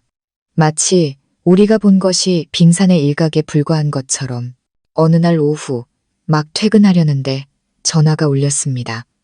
익숙한 경찰관의 목소리였습니다. 민수 씨, 박 사장 사건 관련해서 이상한 점이 발견되어 급히 뵙고 싶습니다.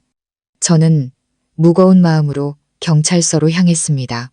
수사관은 제 앞에 두꺼운 서류철을 놓았습니다. 제출하신 USB에서 조작된 흔적이 발견되었습니다. 감정 결과 몇몇 파일이 2018년이 아닌 불과 몇 주 전에 수정된 것으로 확인되었습니다. 저는 그 자리에 굳었습니다. 그럴 리가요. 제가 준혁 씨 유품에서 직접 꺼낸 겁니다. 민수 씨가 조작했다는 말이 아닙니다. 하지만 누군가 민수 씨가 발견하기 전에 손을 댔을 가능성이 있습니다. 마른 침을 삼켰습니다. 다른 누군가가 그 증거를 만졌다는 뜻이었습니다. 그날 밤 저는 수진이에게 이 사실을 말했습니다. 아내는 한참 동안 침묵하더니 작게 말했습니다. 누가 그랬을까요? 제가 차가운 목소리로 대답했습니다. 준혁 씨가 죽기 전에 그와 가까이 있었던 사람이겠지. 아내는 손을 움츠렸습니다. 눈빛이 흔들렸습니다. 저를 의심하는 거예요? 저는 한참 동안 아내를 말없이 쳐다봤습니다. 바로 그 순간 제가 놓쳤던 한 가지 디테일이 떠올랐습니다. 다리에서 준혁을 만났던 날, 제가 빗속에서 그를 쫓아갔을 때 수진이는 아주 짧은 순간이었지만 준혁과 단둘이 남아 있었습니다. 제가 조용히 물었습니다. 그날 내가 도착하기 전에 그 사람과 무슨 얘기를 했어? 아내는 멈칫하며 떨리는 목소리로 말했습니다. 그냥 우리 가정을 깨지 말라고 했어요. 아무 짓도 안 했어요. 제가 으르렁거렸습니다. 그 사람 물건에 손댔어? 가방이나 USB나 뭐든지. 수진이는 저를 똑바로 쳐다보며 눈물을 흘렸습니다. 절 못 믿는군요. 민수 씨. 전 모든 걸 잃었어요. 이제 와서 뭘 더 숨기겠어요? 저는 혼란스러운 마음으로 돌아섰습니다. 아내를 믿고 싶었지만 직감은 준혁의 죽음에 아내가 말하지 않은 무언가가 있다고 속삭였습니다. 3일 후 경찰은 박 사장이 준혁을 죽이지 않았다고 자백했다고 통보했습니다. 그는 협박만 하고 준혁이 다리에서 떨어지기 전에 자리를 떴다고 했습니다. 겁만 줬을 뿐입니다. 그가 자백했습니다. 그놈이 죽더라도 다른 놈도 편치 못할 거라고 하더군요. 맹세코 저는 그놈 몸에 손 하나 대지 않았습니다. 그의 진술로 사건은 다시 미궁에 빠졌습니다. 그렇다면 준혁을 마지막으로 만난 사람은 누구일까? 누가 USB를 만졌을까? 저는 머리가 터질 것 같았습니다. 그날 밤 저는 경찰이 공유해준 다리 주변의 CCTV 영상을 다시 돌려봤습니다. 흐릿한 화면 속 박 사장이 떠난 후 긴 코트를 입은 한 여성이 준혁을 향해 걸어가는 모습이 포착되었습니다. 화면을 확대했습니다. 흐릿했지만 저는 그 실루엣, 그 걸음걸이를 알아볼 수 있었습니다. 수진이었습니다. 손에서 마우스가 떨어졌습니다. 심장이 멎는 것 같았습니다. 다음 날 아침 저는 출근하는 척하다가 다리로 다시 돌아갔습니다.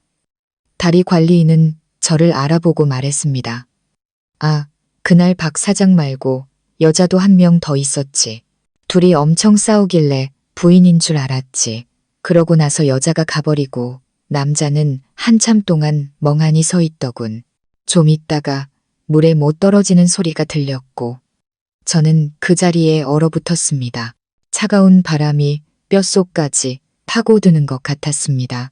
그날 밤 집에 돌아오니 수진이가 저녁을 차리고 있었습니다. 준서가 웃으며 달려와 저를 안았고 제 마음은 무너져 내렸습니다. 저는 애써 평정심을 유지하며 물었습니다. 여보, 그날 내가 떠난 후에 정말로 다리에 다시 가지 않았어? 수진이는 멈칫하더니 젓가락을 놓았습니다. 얼굴이 새하얘졌습니다. 왜 또 그런 걸 물어요? 사람들이 당신을 봤대. CCTV에도 찍혔어. 할 말 없어, 수진아? 아내는 의자에 주저앉아 눈물을 뚝뚝 흘렸습니다. 숨기려던 게 아니에요. 그냥 당신이 저를 더 미워하게 될까봐 그랬어요. 저는 아내를 보며 목이 맨 소리로 말했습니다. 무슨 짓을 한 거야? 수진이가 떨며 말했습니다. 그날 당신이 떠난 뒤에 준혁 씨가 제 손을 잡았어요. 당신에게 모든 걸 말하겠다고. 자기가 나를 속였고 준서가 자기 아들이 아닐 수도 있다고. 저는 그 자리에 얼어붙었습니다. 뭐라고? 그 사람이 말했어요. 그때 제가 이미 임신한 상태였을 수도 있었다고. 하지만 당신은 멀리 가 있었고 자기를 만났고 모든 게 엉망이 됐다고. 아이가 누구 아이인지 확실하지 않으니 다시 검사하고 떠나겠다고 했어요. 하지만 전 더 이상 견딜 수가 없었어요. 다시는 나타나지 말라고 했어요. 그랬더니 그 사람이 네가 날 용서하지 않으면 나에겐 죽음밖에 없다고 하더군요. 수진이는 얼굴을 감싸쥐고 오열했습니다. 전 그를 밀지 않았어요. 아무 짓도 안 했어요. 그냥 돌아섰는데 등 뒤에서 물소리가 들렸어요. 돌아봤을 땐 이미 사라지고 없었어요. 방 안은 침묵에 잠겼습니다.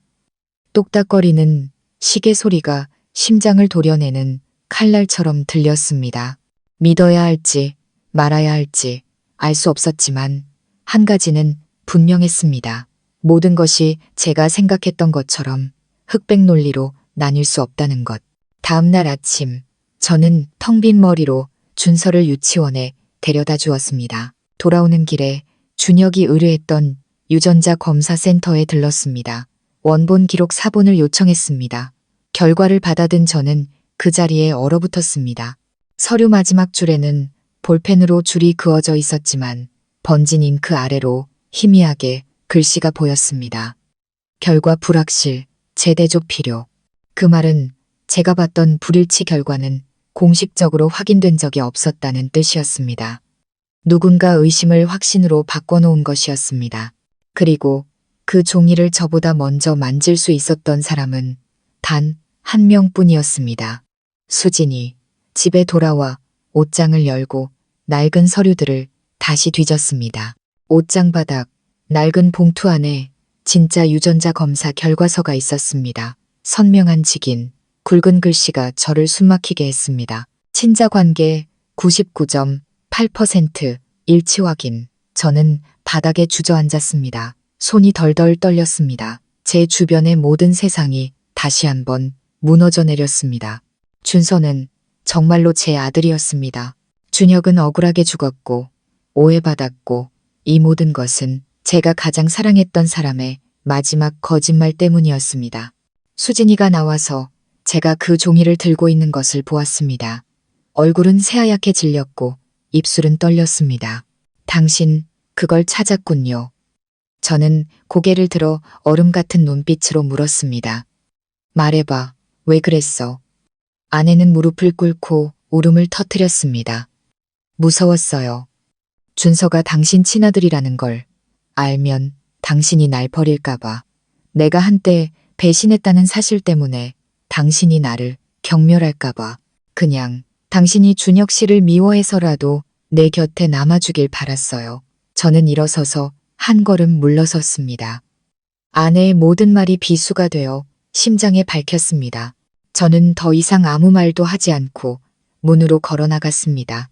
등 뒤에서 아내가 절규했습니다. 민수 씨, 제발요, 가지 마세요.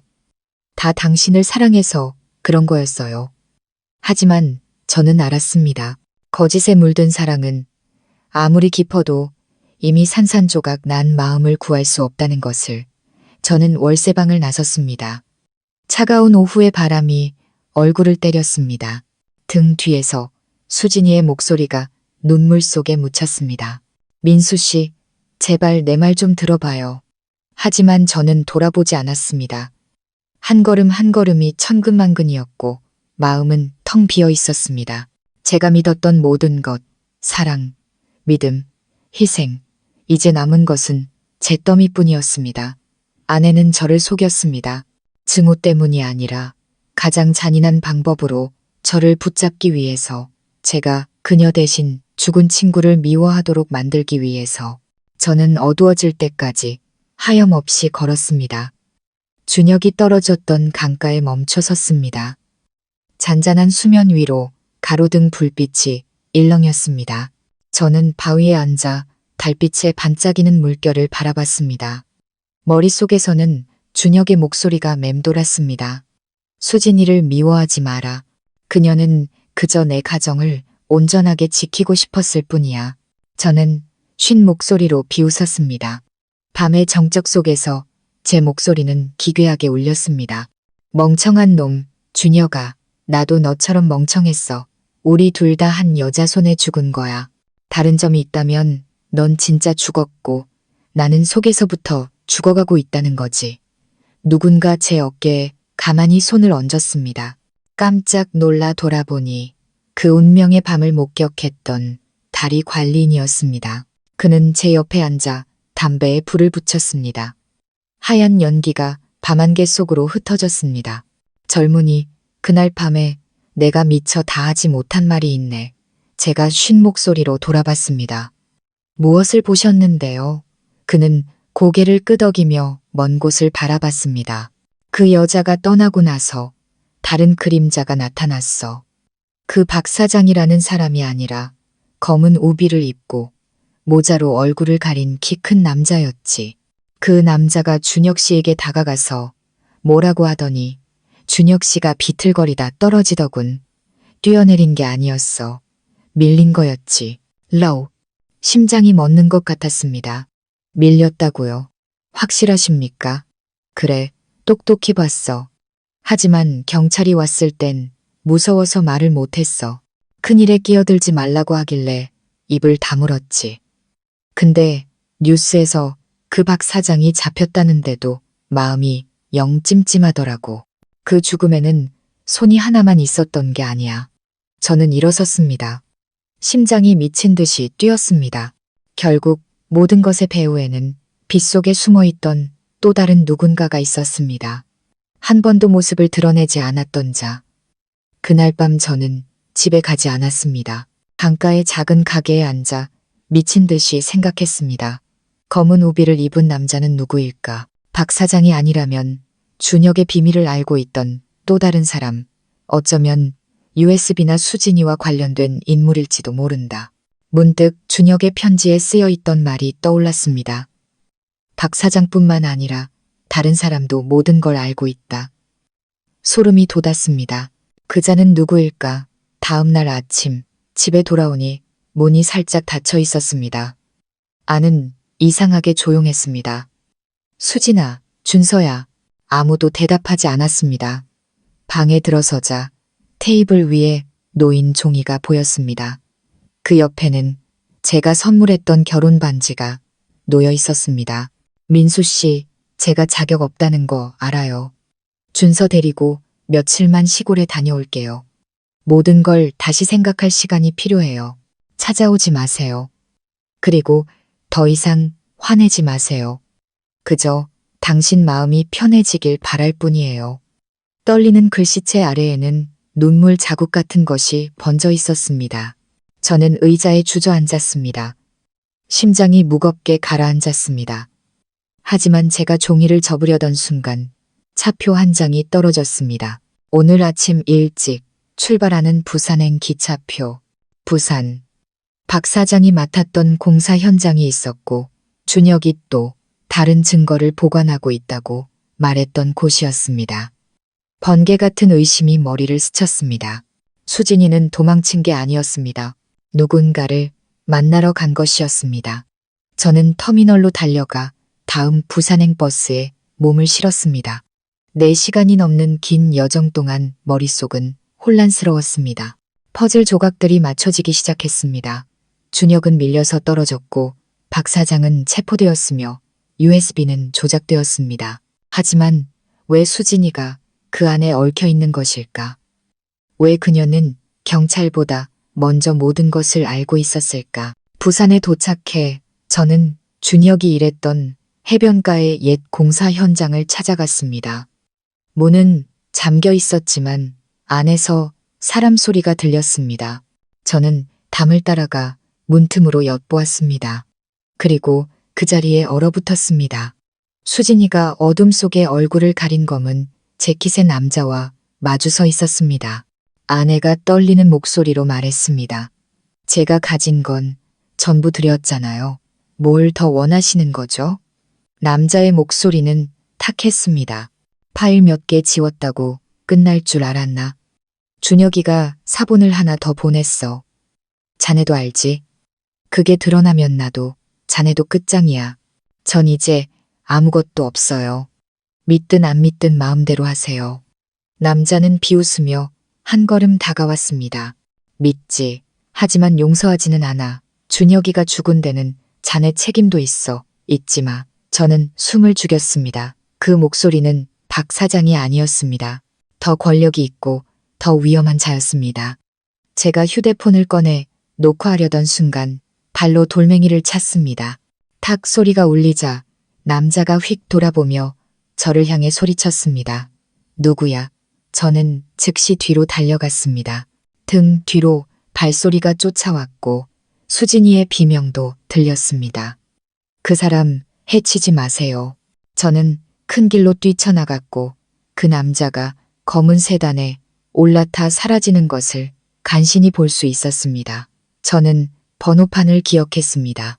저와 수진이는 해변의 작은 가게에 앉았습니다. 아내는 거친 숨을 몰아쉬며 얼굴이 새하얘져 있었습니다. 설명해, 수진아, 저 사람 누구야? 아내는 고개를 숙이고 목이 맨 소리로 말했습니다. 최 이사님이에요. 동해건설의 총괄이사, 박 사장에게 돈을 빼돌리라고 지시한 사람이에요. 저는 그때 회계장부를 관리하고 있었어요. 최 이사님이 증거를 없앨까봐 무서워서 준혁 씨를 도와 사본을 보관했어요. 하지만 그분이 눈치챘어요. 저는 주먹을 꽉 쥐었습니다. 그럼 준혁이가 널 지키려다 죽은 거였어. 아내는 울음을 터뜨렸습니다. 그분이 정말 그런 짓을 할 줄은 몰랐어요. 준혁 씨가 죽고 나서 최 이사님이 저를 협박해서 USB를 조작하고 모든 죄를 박 사장에게 뒤집어 씌우라고 했어요. 준서를 해치겠다고 해서 말할 수가 없었어요. 등골이 서늘해졌습니다. 넌 모든 걸 알고도 침묵했던 거야. 미안해요. 무서웠어요. 당신까지 위험해지는 걸 원치 않았어요. 그들은 우리 가족을 전부 죽일 수도 있었어요. 저는 아내를 보며 연민과 분노를 동시에 느꼈습니다. 하지만 한 가지는 분명했습니다. 준혁은 헛되이 죽어서는 안 된다. 그날 밤 저는 경찰 친구에게 차량 번호를 보냈습니다. 그가 다시 전화했습니다. 민수야, 그 번호 동해건설 최 이사 차야. 근데 오늘 밤에 해외로 출국한다는 소문이 있어. 증거 있으면 빨리 보내. 놓치면 사건은 그대로 묻힐 거야. 저는 수진이를 돌아보며 단호하게 말했습니다. 원본 데이터, 사본 가지고 있어. 아내는 망설이다가 가방에서 냅킨에 싼 다른 USB를 꺼냈습니다. 진실을 말해야 할 때를 대비해서 간직하고 있었어요. 저는 그것을 받아들고 아내를 쳐다봤습니다. 고마워. 늦었지만 이번에는 더 이상 누구도 죽게 내버려 두지 않을 거야. 저는 가게를 뛰쳐나와 가장 가까운 우체국으로 달려갔습니다. 경찰청 온라인 신고 시스템을 통해 모든 자료를 전송했습니다. 전송 버튼을 누르자마자 수진이의 휴대폰이 울렸습니다. 최 이사의 차가운 목소리가 들려왔습니다. 일을 아주 잘 처리했더군. 하지만 유감스럽게도 자네 남편이 어디 있는지 이미 알고 있네. 두 사람 모두 오늘 밤이 부산을 살아서 떠날 생각은 하지 않는 게 좋을 거야. 저는 수진이를 쳐다봤습니다. 아내의 눈은 공포로 가득 차 있었습니다. 밖에서는 바람이 불고 파도가 거세게 몰아쳤습니다. 진짜 폭풍이 오고 있었습니다. 저는 아내의 손을 꽉 잡고 나지막이 하지만 단호하게 말했습니다. 이번에 그들이 죽이려 든다면 도망치지 않을 거야. 진실은 죽은 자에게 돌려줘야 하니까. 그날 밤 부산은 마치 자연의 심판을 기다리는 듯했습니다. 하늘에는 먹구름이 가득했고 바람은 바다의 짠 내음을 실어와 맹렬하게 불었습니다. 제 마음도 밖에서 몰아치는 폭풍처럼 혼란스러웠습니다. 진실은 전송되었지만 권력을 가진 자는 도망치거나 보복할 수 있었습니다. 저는 정의와 위험 사이에 아슬아슬한 경계에 서 있었습니다. 우리는 월세방으로 돌아가지 않았습니다. 수진이와 준서는 항구 근처 작은 호텔에 임시로 머물게 했고 저는 맞은편 방을 잡았습니다. 최 이사의 기습에 그들을 위험에 빠뜨리고 싶지 않았습니다. 경찰은 자료를 받았지만 법적 절차에는 시간이 걸린다고 했습니다. 그동안 우리는 스스로를 지켜야만 했습니다. 오후 내내 저는 호텔과 경찰서를 오가며 사본을 추가로 제출하고 제가 아는 모든 단서를 제공했습니다. 다리의 CCTV 영상, 준혁의 지갑 속 편지, 다리 관리인의 증언, 그리고 수진이가 숨겨두었던 USB까지. 젊은 수사관은 피곤에 지친 눈으로 저를 보며 말했습니다. 민수 씨, 저희가 가족의 안전을 위해 최선을 다하겠지만 스스로도 조심하셔야 합니다. 최 이사는 인맥이 넓습니다. 자신이 곧 드러날 거라는 걸 알면 무슨 짓을 할지 모릅니다. 저는 고개를 끄덕였습니다. 그의 말은 관, 뚜껑에 못을 박는 소리처럼 들렸습니다. 벼랑 끝에 몰린 권력자는 예측 불가능한 폭발을 일으키기 마련이었습니다. 해가 지고 저는 호텔로 돌아와 문을 단단히 걸어 잠갔습니다. 창문, 잠금장치, 휴대폰, 모든 것을 마지막으로 확인했습니다. 수진이는 침대에 앉아 준서를 품에 꼭 껴안고 있었습니다. 눈가는 붉었습니다. 아이는 아직 모든 것을 이해하지 못했지만 어른들의 불안을 느끼고 있었습니다. 저는 무릎을 꿇고 아이를 안아 올리며 애써 미소를 지었습니다. 아빠, 여기 있잖아. 무서워하지 마. 아빠가 다 해결할게. 아이는 저를 보며 믿음직스럽게 고개를 끄덕였습니다. 아이의 미소는 제 마음을 진정시키는 약과 같았습니다. 하지만 아이를 침대에 눕혔을 때 작은 테이블 위에 놓인 쪽지를 발견했습니다. 아무 표시도 없는 하얀 쪽지에 한 줄의 글씨가 쓰여 있었습니다. 오늘 밤이 평온하게 보낼 수 있는 마지막 밤이 될 것이다. 차갑고 날카로운 글씨체, 온몸이 얼어붙는 것 같았습니다. 누군가 우리가 이 호텔에 있다는 것을 알고 있었습니다. 저는 즉시 수사관에게 전화했습니다. 그는 걱정스러운 목소리로 말했습니다. 조용히 계십시오. 밖으로 나가지 마세요. 저희가 인력을 배치하겠지만 비상탈출 계획도 세워두셔야 합니다. 렁. 통화 도중 갑자기 수진이의 휴대폰이 낯선 번호로 울렸습니다. 수화기 너머에서는 낮고 차가운 남자의 목소리가 들렸습니다.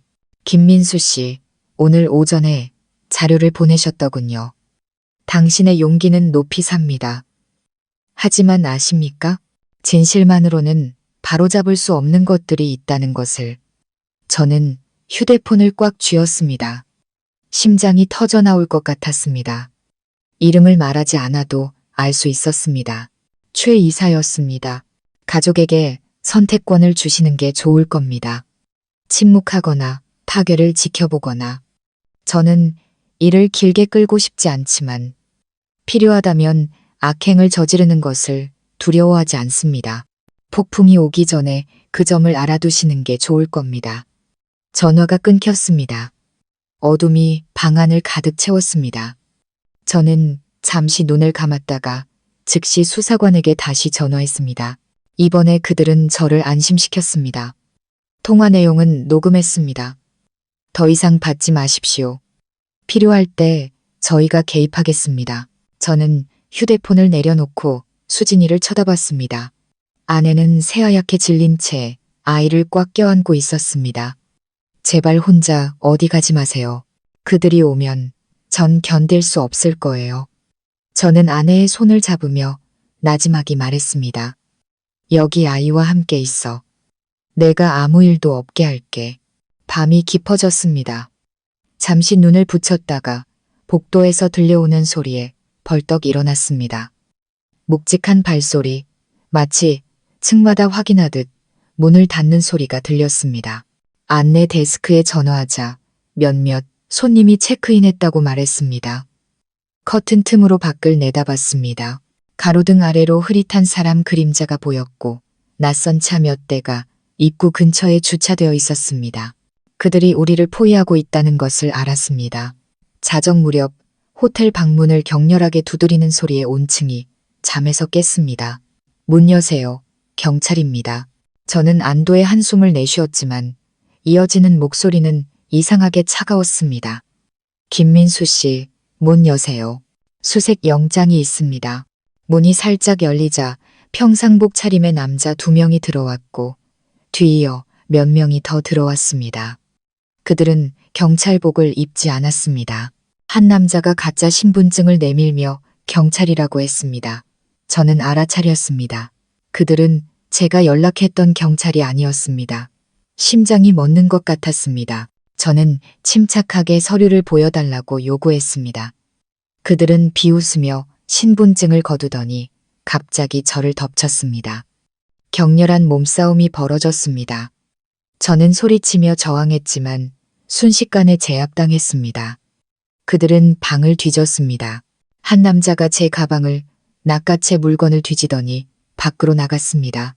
묵직한 발소리, 복도 쓰레기통에서 쇠붙이가 부딪히는 소리가 들렸습니다. 직감적으로 알았습니다. USB.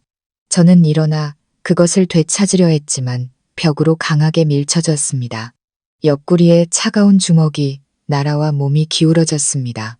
그들은 계획대로 움직인 듯 신속하게 사라졌습니다. 방 안에서는 수진이가 아이를 꽉 껴안고 울부짖고 있었습니다. 저는 아내를 진정시키려 애썼지만 마음은 갈기갈기 찢어지는 것 같았습니다. 그들이 떠나자마자 저는 수사관에게 전화했습니다. 이번에 그는 당황했습니다. 그들은 저희 경찰이 아닙니다. 지금 조사 중이니 조용히 계십시오. 바로 인력을 보내겠습니다. 시간이 우리 편이 아니라는 것을 알았습니다.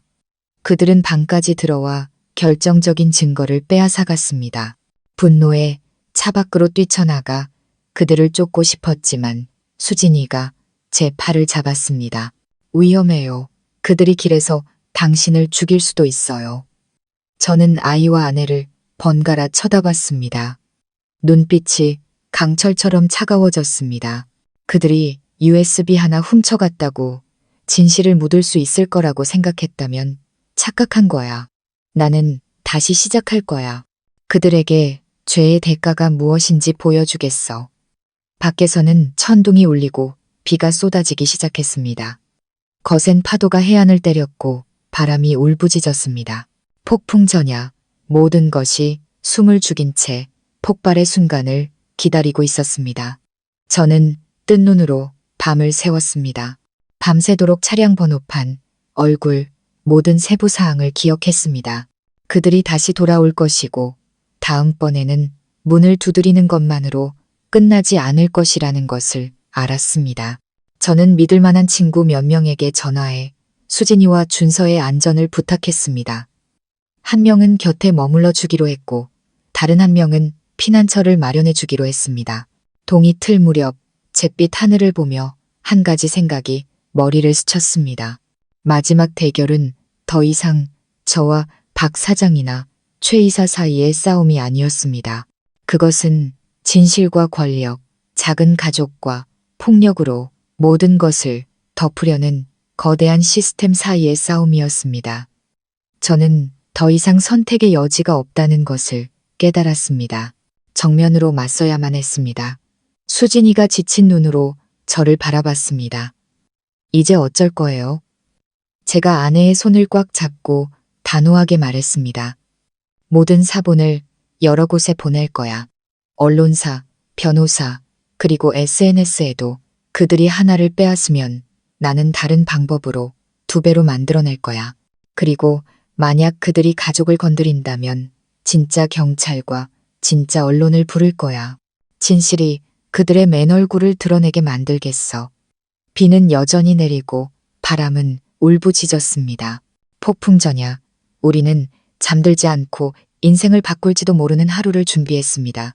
곤히 잠든 아이를 보며 저는 다짐했습니다. 어떤 대가를 치르더라도 이 아이를 끝까지 지키겠다고.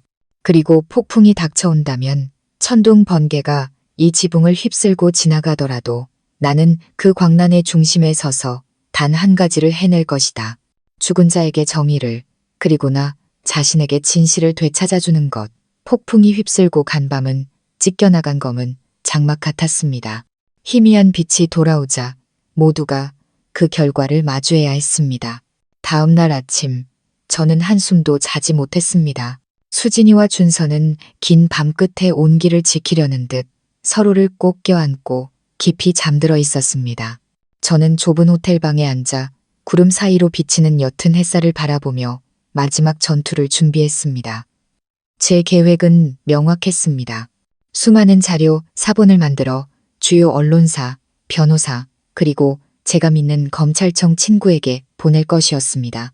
동시에 여론의 압박을 만들어 경찰이 행동하게 만들 것이었습니다. 진실이 공개되면 아무리 강력한 권력이라도 그 추악한 얼굴을 드러낼 수밖에 없었습니다.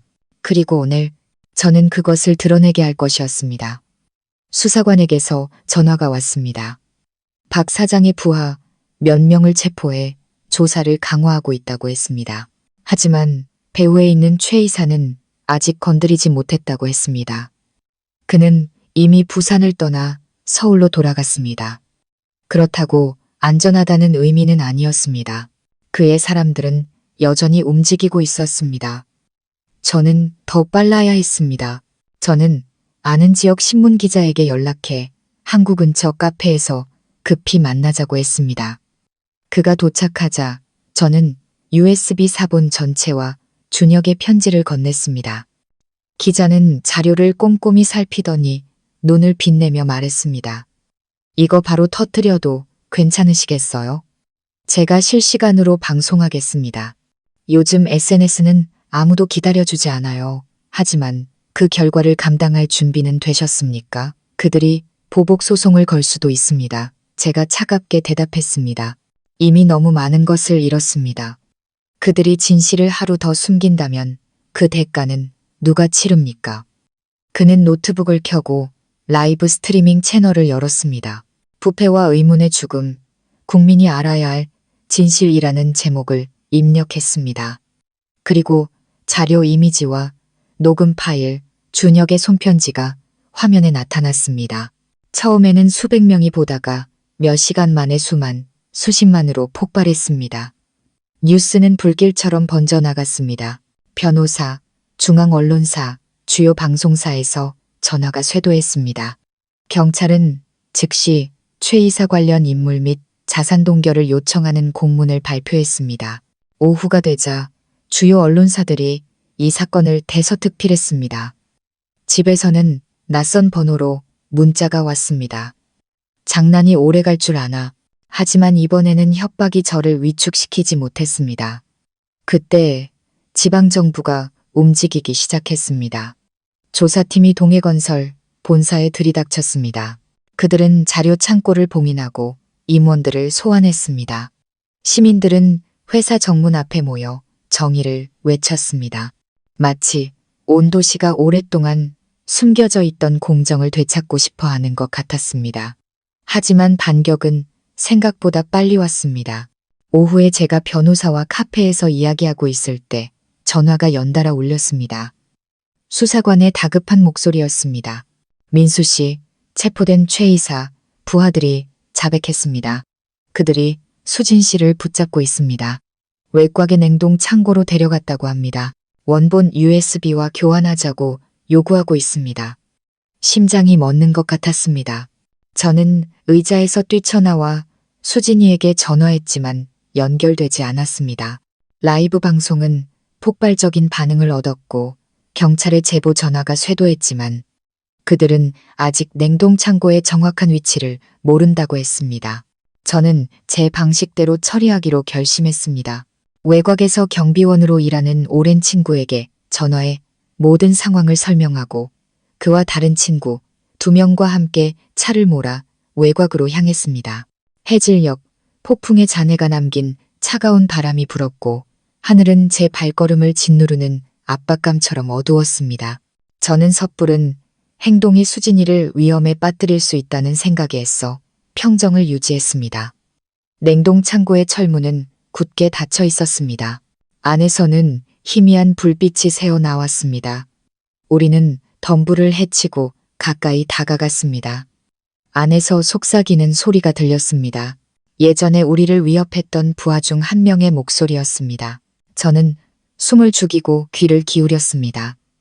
그와 몇몇이 제가 사건을 공론화했을 경우 어떻게 처리할지에 대해 이야기하고 있었습니다. 저는 계속 다가갔습니다. 문틈으로 작은 창고방의 불빛이 보였을 때 묶인 채 고개를 숙이고 있는 사람의 그림자를 보았습니다. 심장이 터져버릴 것 같았습니다. 저는 소리치며 뛰어들었습니다. 수진아. 아내는 저를 보고 눈을 크게 떴습니다.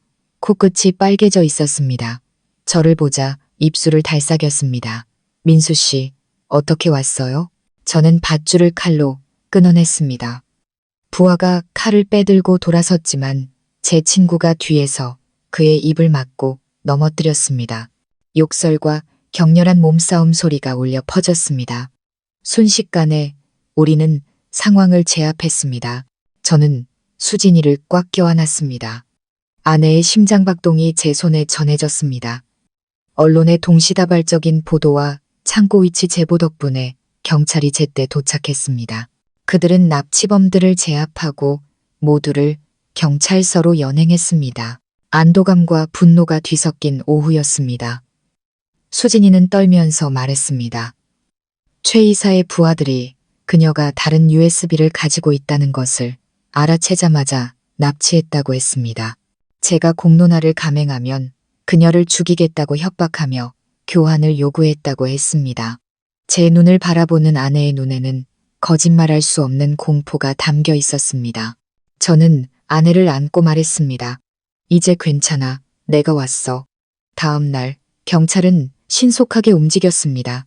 그들은 창고에서 압수한 장비와 서류들을 분석했고 최 이사는 긴급 체포되었습니다. 그리고 이번에는 도망칠 수 없었습니다. 언론은 횡령부터 준혁의 죽음, 그리고 끔찍했던 납치 사건까지 모든 과정을 보도했습니다. 여론은 들끓었고 억울했던 사람들은 정의를 되찾기 시작했습니다. 그날 오후 사람들이 흩어진 뒤 저는 수진이와 준서를 데리고 해변으로 갔습니다. 바람은 여전히 강했고 파도는 낡은 세상을 뒤덮으려는 듯 거세게 몰아쳤습니다. 수진이는 제 어깨에 기대어 소리내어 울었습니다. 더 이상 두려움 때문이 아니라 다시 살아났다는 안도감 때문이었습니다. 아내가 속삭였습니다.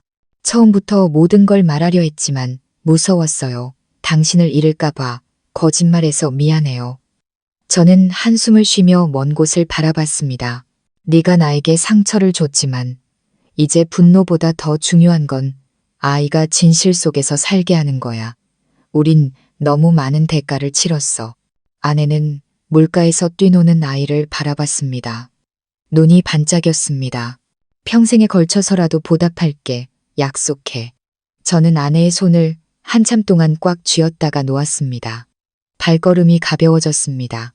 정의는 이제 막 작은 빛을 열었지만 앞으로 가야 할 길은 멀었습니다.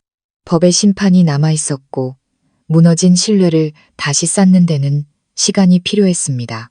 저는 이 사건이 재판과 공방으로 이어질 것을 알았습니다.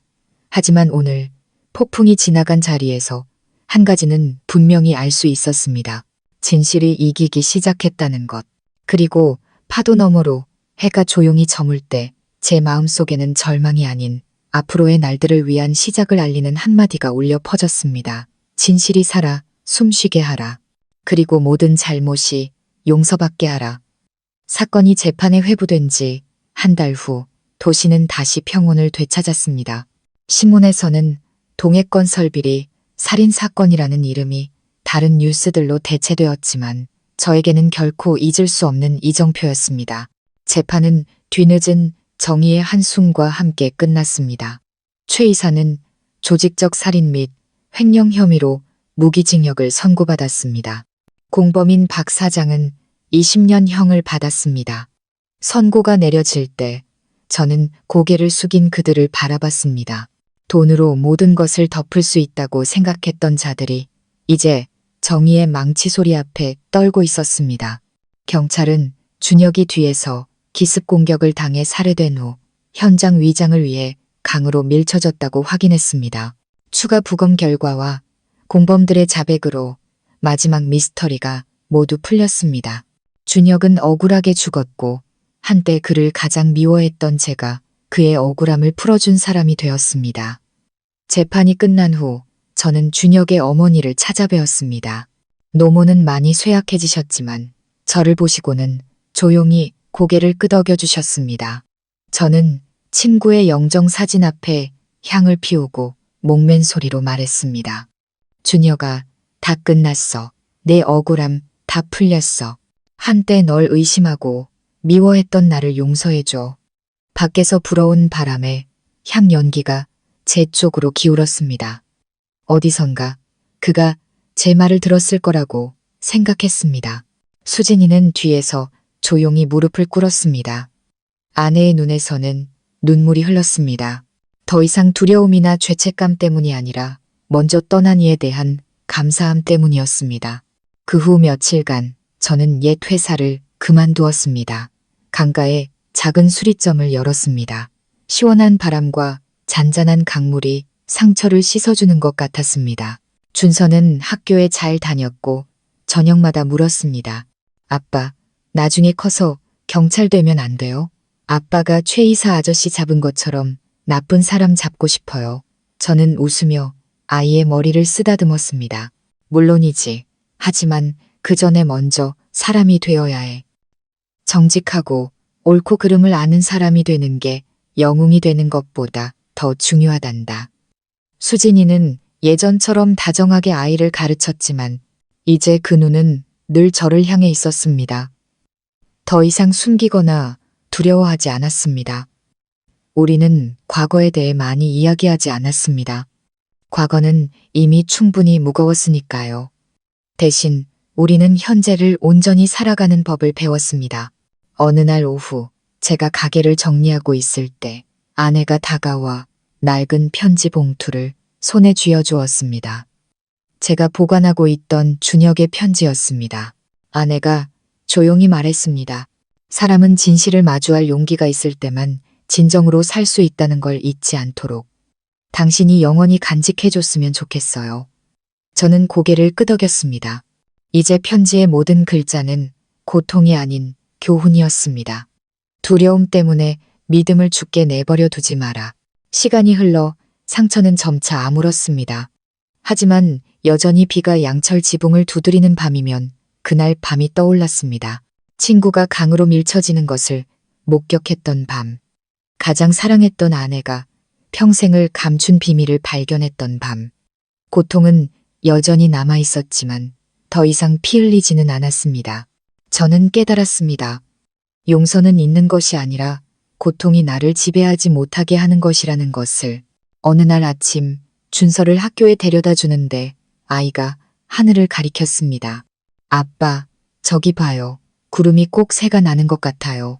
고개를 들어보니 정말로 새가 날개를 펼친 모양이었습니다.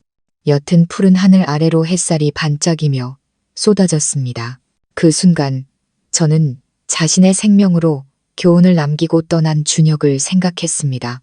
진실은 묻힐 수 있지만 마치 검은 구름을 뚫는 빛처럼 언제나 길을 찾아 솟아오른다는 것을. 그날 저녁 수진이가 밥을 차리며 조용히 웃었습니다. 기억나요? 예전엔 당신을 잃을까 봐 무서워서 거짓말만 했어요. 이제는 알아요. 사랑하면서 정직하지 않으면 언젠가는 서로를 잃게 된다는 걸. 전 그냥 평범하고 조용하게 아이 잘 키우면서 살고 싶어요. 저는 아내의 눈빛에서 변화를 보았습니다. 한때 나약했던 여인이 이제 자신의 잘못을 정면으로 마주하고 있었습니다. 제가 조용히 대답했습니다. 넌 이미 대가를 치렀어, 수진아. 그리고 나도 내려놓는 법을 배웠어. 우리 중 누구도 완벽하지는 않지만 잘못에서 일어서는 법만 안다면 다시 시작할 수 있어. 아내는 눈물을 글썽이며 미소 지었습니다. 우리 사이에는 더 이상 사과나 원망이 없었습니다. 그저 고요한 이해만이 존재했습니다. 교도소에 있는 박 사장에게서 짧은 편지가 왔습니다. 용서를 바라지 않습니다. 다만 당신 덕분에 제 안의 인간성을 다시 보게 되었다고 말하고 싶었습니다. 어쩌면 자유의 대가는 모든 것을 잃고 양심만 남는 것인지도 모르겠습니다. 저는 편지를 읽고 접으며 한숨을 쉬었습니다. 사람은 모든 것을 잃고 나서야 옳고 그름을 깨닫는 법입니다. 늦었지만 아예 모르는 것보다는 나았습니다. 3년 후 제 수리점은 손님으로 북적였고 준서는 똑똑하고 예의 바른 초등학교 4학년이 되었습니다. 손님들이 물을 때마다 이 녀석이 아드님이시죠? 저는 온화하게 웃으며 대답했습니다. 네, 제 인생의 전부입니다. 제 눈에는 자부심과 함께 눈물과 피와 용서로 맞바꾼 평온함이 담겨 있었습니다. 수진이는 늘 익숙한 그림자처럼 곁에 서 있었습니다. 어느 날 제가 고장난 기계를 고치고 있을 때 아내가 물 한 잔을 가져다 주며 말했습니다. 예전에 당신이 했던 말 기억나요? 폭풍 뒤에는 새벽이 온다고. No. 오늘이 우리에게 온 새벽인 것 같아요.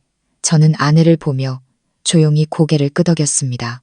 밖에는 따스한 햇살이 쏟아졌고 파도 소리는 마치 바다에 먼저 떠난 이의 그리고 마침내 옳은 것을 선택한 인생 자체의 인사처럼 들렸습니다. 저와 수진이 그리고 준혁의 이야기 누구도 완벽하지 않았습니다.